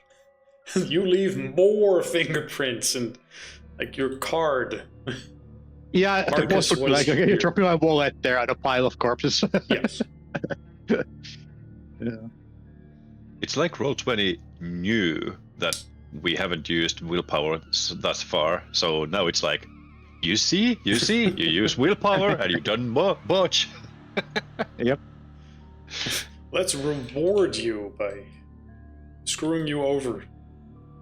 Yep. Alright. Back to the thing. Okay. So, unless you spend a significant amount of time figuring out exactly what these things are or investigating it, you don't exactly have answers for that right now. Yep. Which is understandable, right? As much as I sort of want to go like, oh, it's this. Like, you can research it and maybe ask for that later, but until you do... Not to mention that you're all quite hurt right now and have somewhere you need to be. That being Vegas, which, actually, let me... Let's see. McDermott. Directions to... Vegas. I'll also be crippled for 3 weeks still, so not much of a help in anything. Yeah. You still have an 8-hour drive as you drive his crippled ass to Vegas, where he then... I mean, you know, during the investigation period, you can probably heal up quite a bit. Unless you want to stop at a hospital somewhere, or drive excessively slowly, and just be like, we take our time for at least until you're patched up before we arrive there. You totally could.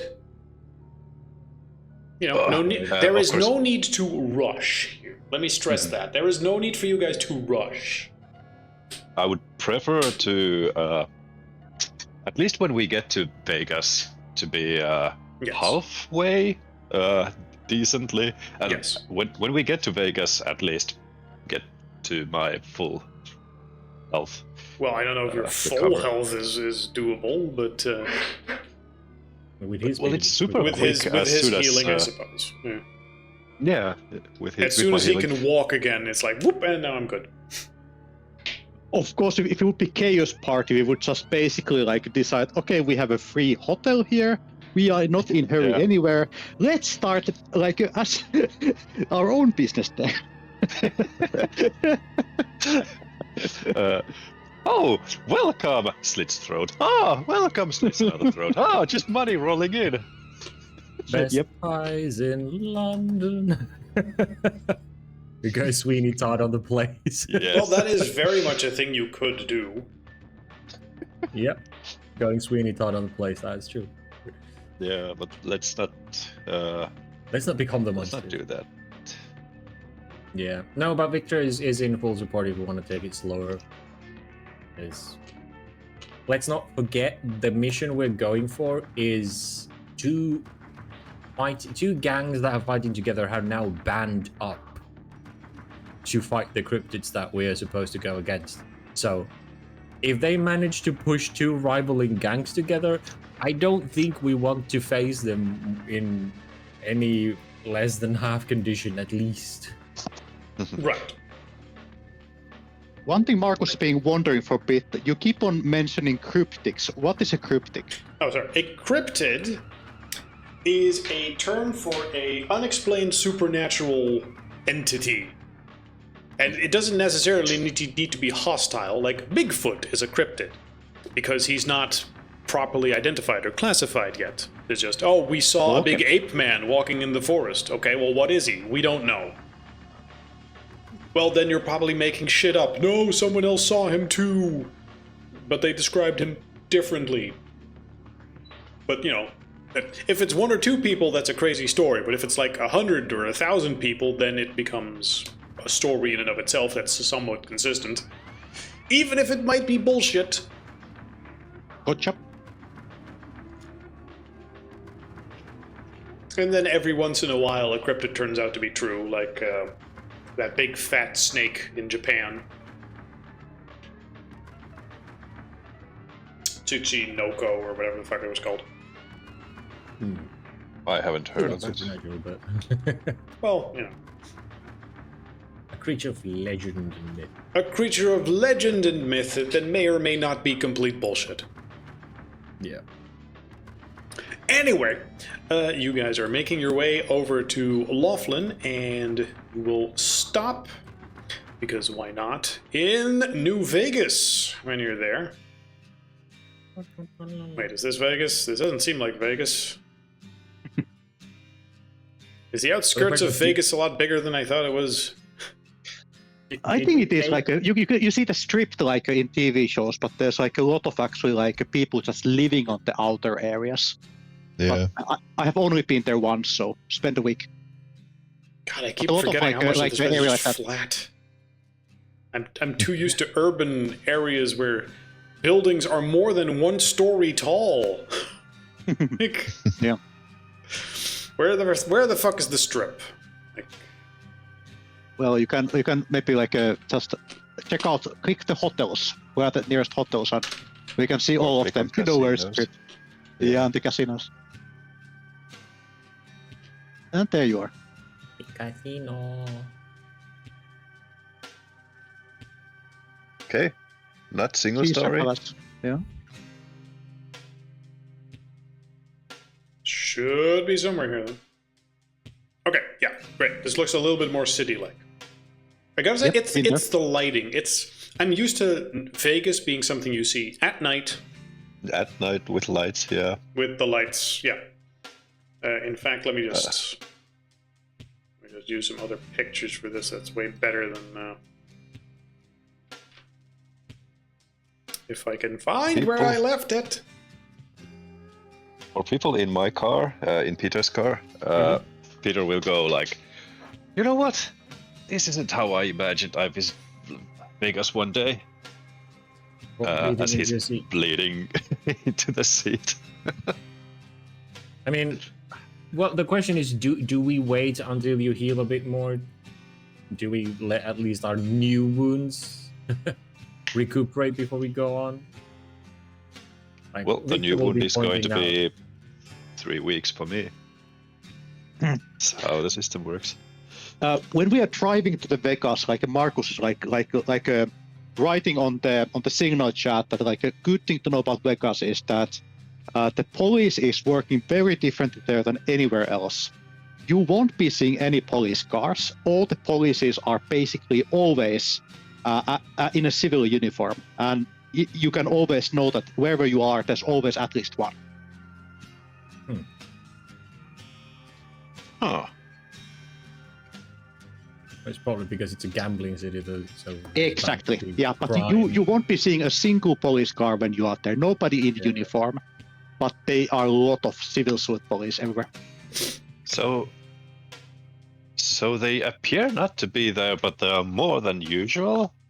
Yeah. That's weird. Why would they do that?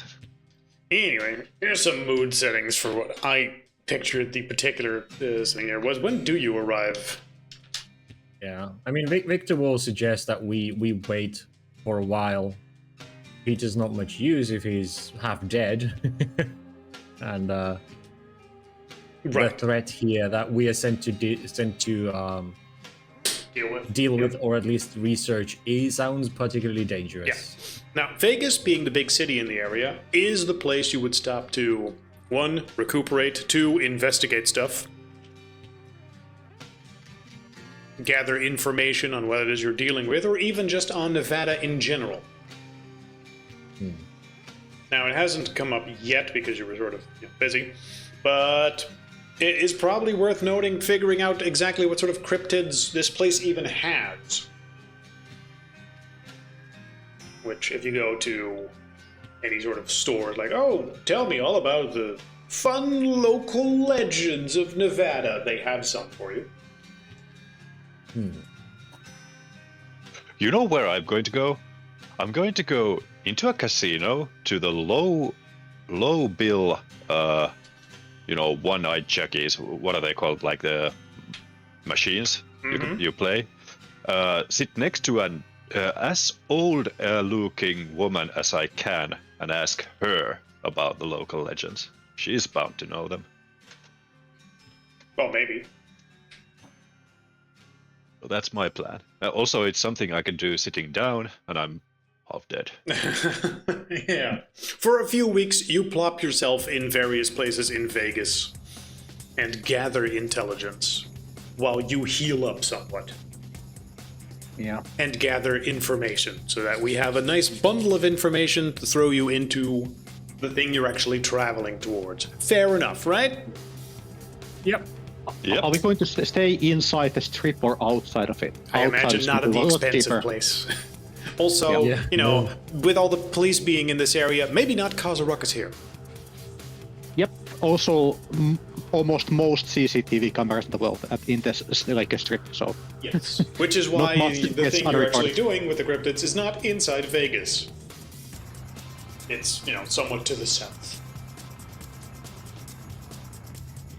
As you go to Laughlin. But for now, you're simply gathering information, which you can easily do in Vegas. Now, most of the stories will be all over the place, and some quite a bit away from here. The spiteful mermaid of Pyramid Lake, Tahoe Tessie, and the water babies of Pyramid Lake. Tahoe Tessie should also have in parentheses of Pyramid Lake, which many of these are on the Native American reserves throughout Nevada. And some of them just seem like silly, weird shit. I mean, even you guys would have, of course, heard of Area 51. But then there's also inexplicable weird shit, like Cactus Cat, which is some sort of half-cat, half-cactus hybrid that apparently eats cacti and poisons people, but is otherwise just a cat. Or the giants that supposedly lived here long ago and now their bones can be found in places. Or the Jarbidge monster, which is just Bigfoot again. But as you talk to the old lady, she will also tell you that cryptids from other states nearby, or the various witches, or Native American spirits that roam the area, or weird animal-human hybrids that she tells you about will also be in the area. One will tell you about giant scorpions that apparently live in the desert, and will swear up and down that someone she knew had her foot cut off and stolen by a giant scorpion, and that's why you should never go into the desert.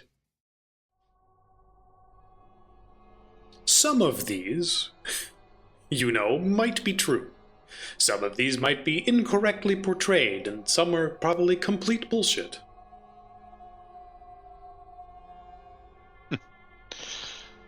Scorpions taking off people's legs?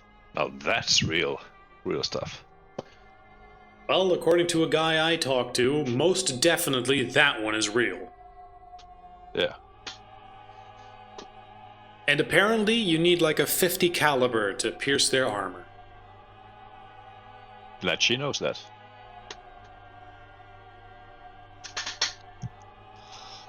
We should probably get a 50 caliber. Yeah, maybe. I mean, this is also definitely the state to buy something like that. Like I said, those stories about someone having a javelin and RPGs just being sold, yeah, that was here. You're also, you were talking about the security. This is also where, at least in the outer parts of Vegas, you will occasionally just see a security truck with a machine gun mounted on the back. When you go into certain stores in the rougher neighborhoods, the guards will just be openly carrying rifles. They take their security quite seriously, and only a complete nutter would ever try to rob one of these stores. Doesn't mean it doesn't happen. Crackheads can be desperate. But Crackheads, aka overconfident vampires. I mean, if you had supernatural speed, you'd think you'd be able to rob a 7-Eleven too. But with all that, you guys tell me where you would probably point things for next time. And then I will put a little marker and say, alright, we'll investigate that, see where that goes. Whether it's one of the cryptids in the little pamphlets like these that were available, or any particular goals, the healing up's going to happen. You're going to be largely healed up by the time we head out. Did we get more specific about which cryptid are they interested about? They did not, only that it was a large threat. So maybe the best way to investigate is simply contacting those gang members somehow. Yes, probably gonna have to talk to some bangers. Mm-hmm. Hey, did you know that some actual people tried to storm Area 51 recently? They like, there was that one movie where people dressed up the same, and they just thought that, they can't kill all of us, and yeah, they tried it's to World of march in. Darkness, so they were proven very wrong. Yeah, actual people died. Oh, that cannot be. You're joking, right? And then you bring the YouTube video about people being killed on the desert. Yeah. I probably have my Netflix subscription, so I Actually, just show the. In this case, it would be random. the guy's Naruto running with the speed of sound, just whoosh, and the guy shooting guns. They're too fast. They're Naruto running. Yeah. But yeah. I think that Marcus is gonna do some research online. Basically, people gone missing. Maybe some cases, serial killer cases, because if they say it's big, it most likely has a lot of effect. If it's not some sort of weird vampire Illuminati, brainstorming people, it's most likely something that is eating humans, make them missing. So that's what Marcus is gonna do, online search. Sure, And search for people why going not missing? also speak with people? Yeah. What other sort of research are you focusing on? Any particular cryptids? Could just be some bonus information you get. Could be related, could be not.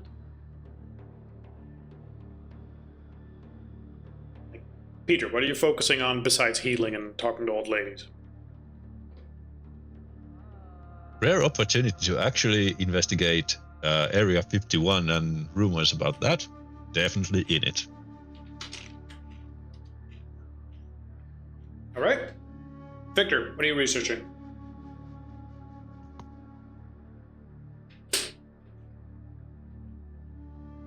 If you're still here and not pooping again. Anything I was else? muted Also- again. Yay! We didn't get much in the way of the gangs either, did we? Like, You didn't get much info anything- net yet.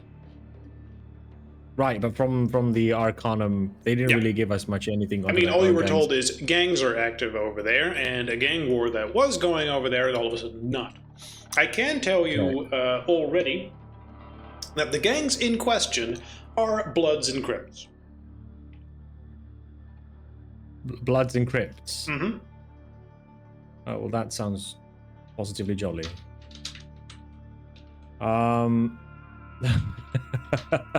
That sounds like vampires on another undead. Sure. He will try and use his more socialite skills to kind of mingle, a bit like Peter, but he will try to find out more about the gangs and where we might like more about them, because they are our key. So maybe approach it from I heard there's, I imagine he's a lot more subtler than what I can be, because that's kind of his thing. But he will try and focus more on finding out how and where those gangs were active. Okay. So the person with the criminal background is not looking into gangs. Yeah, I think that like my connections might not help with the gangbangers. Most likely my experience more about like a bit more sophisticated like crime gangs. Right, art theft. That's not exactly gang stuff. Yeah, and like a more like a white collar crime. Yeah. Not that like most likely he's able to like pick some locks and stuff like that because he's That's interested. fair. Completely fair. Instead Victor is painting his face dark and going in. Yeah. Yo, my brothers! Oh no. No, he's not. If anything, He's gonna pale Robert because- Downey Jr. Yeah. Great, cool. No. Yeah. No, but yeah, Victor's gonna try and, because that seems like the sort of key element that we kind of need to, if nothing else, then we need to find the area they work in, Okay. sort of their territories, because that's where the threat must be if it forces them to work together. That's his logic. Like, All right. find the gangs, find the territory, find Yeah. the cryptid. All it. Because it will mean that you need to figure out, what are the gangs doing that is being interrupted, Yeah. and how is it being interrupted and whatnot. But that I will leave to you. All right, I will prepare those particular topics for some additional information to start off with next time. And then we will continue from there. Yay! If there's no more Alright. questions right now, then I think we are done for today. Yep. All right? Yep, thanks. If nothing else, then we will continue it next time. Right. Good night. Bye. All right. Night. Good night, and thank you for the session.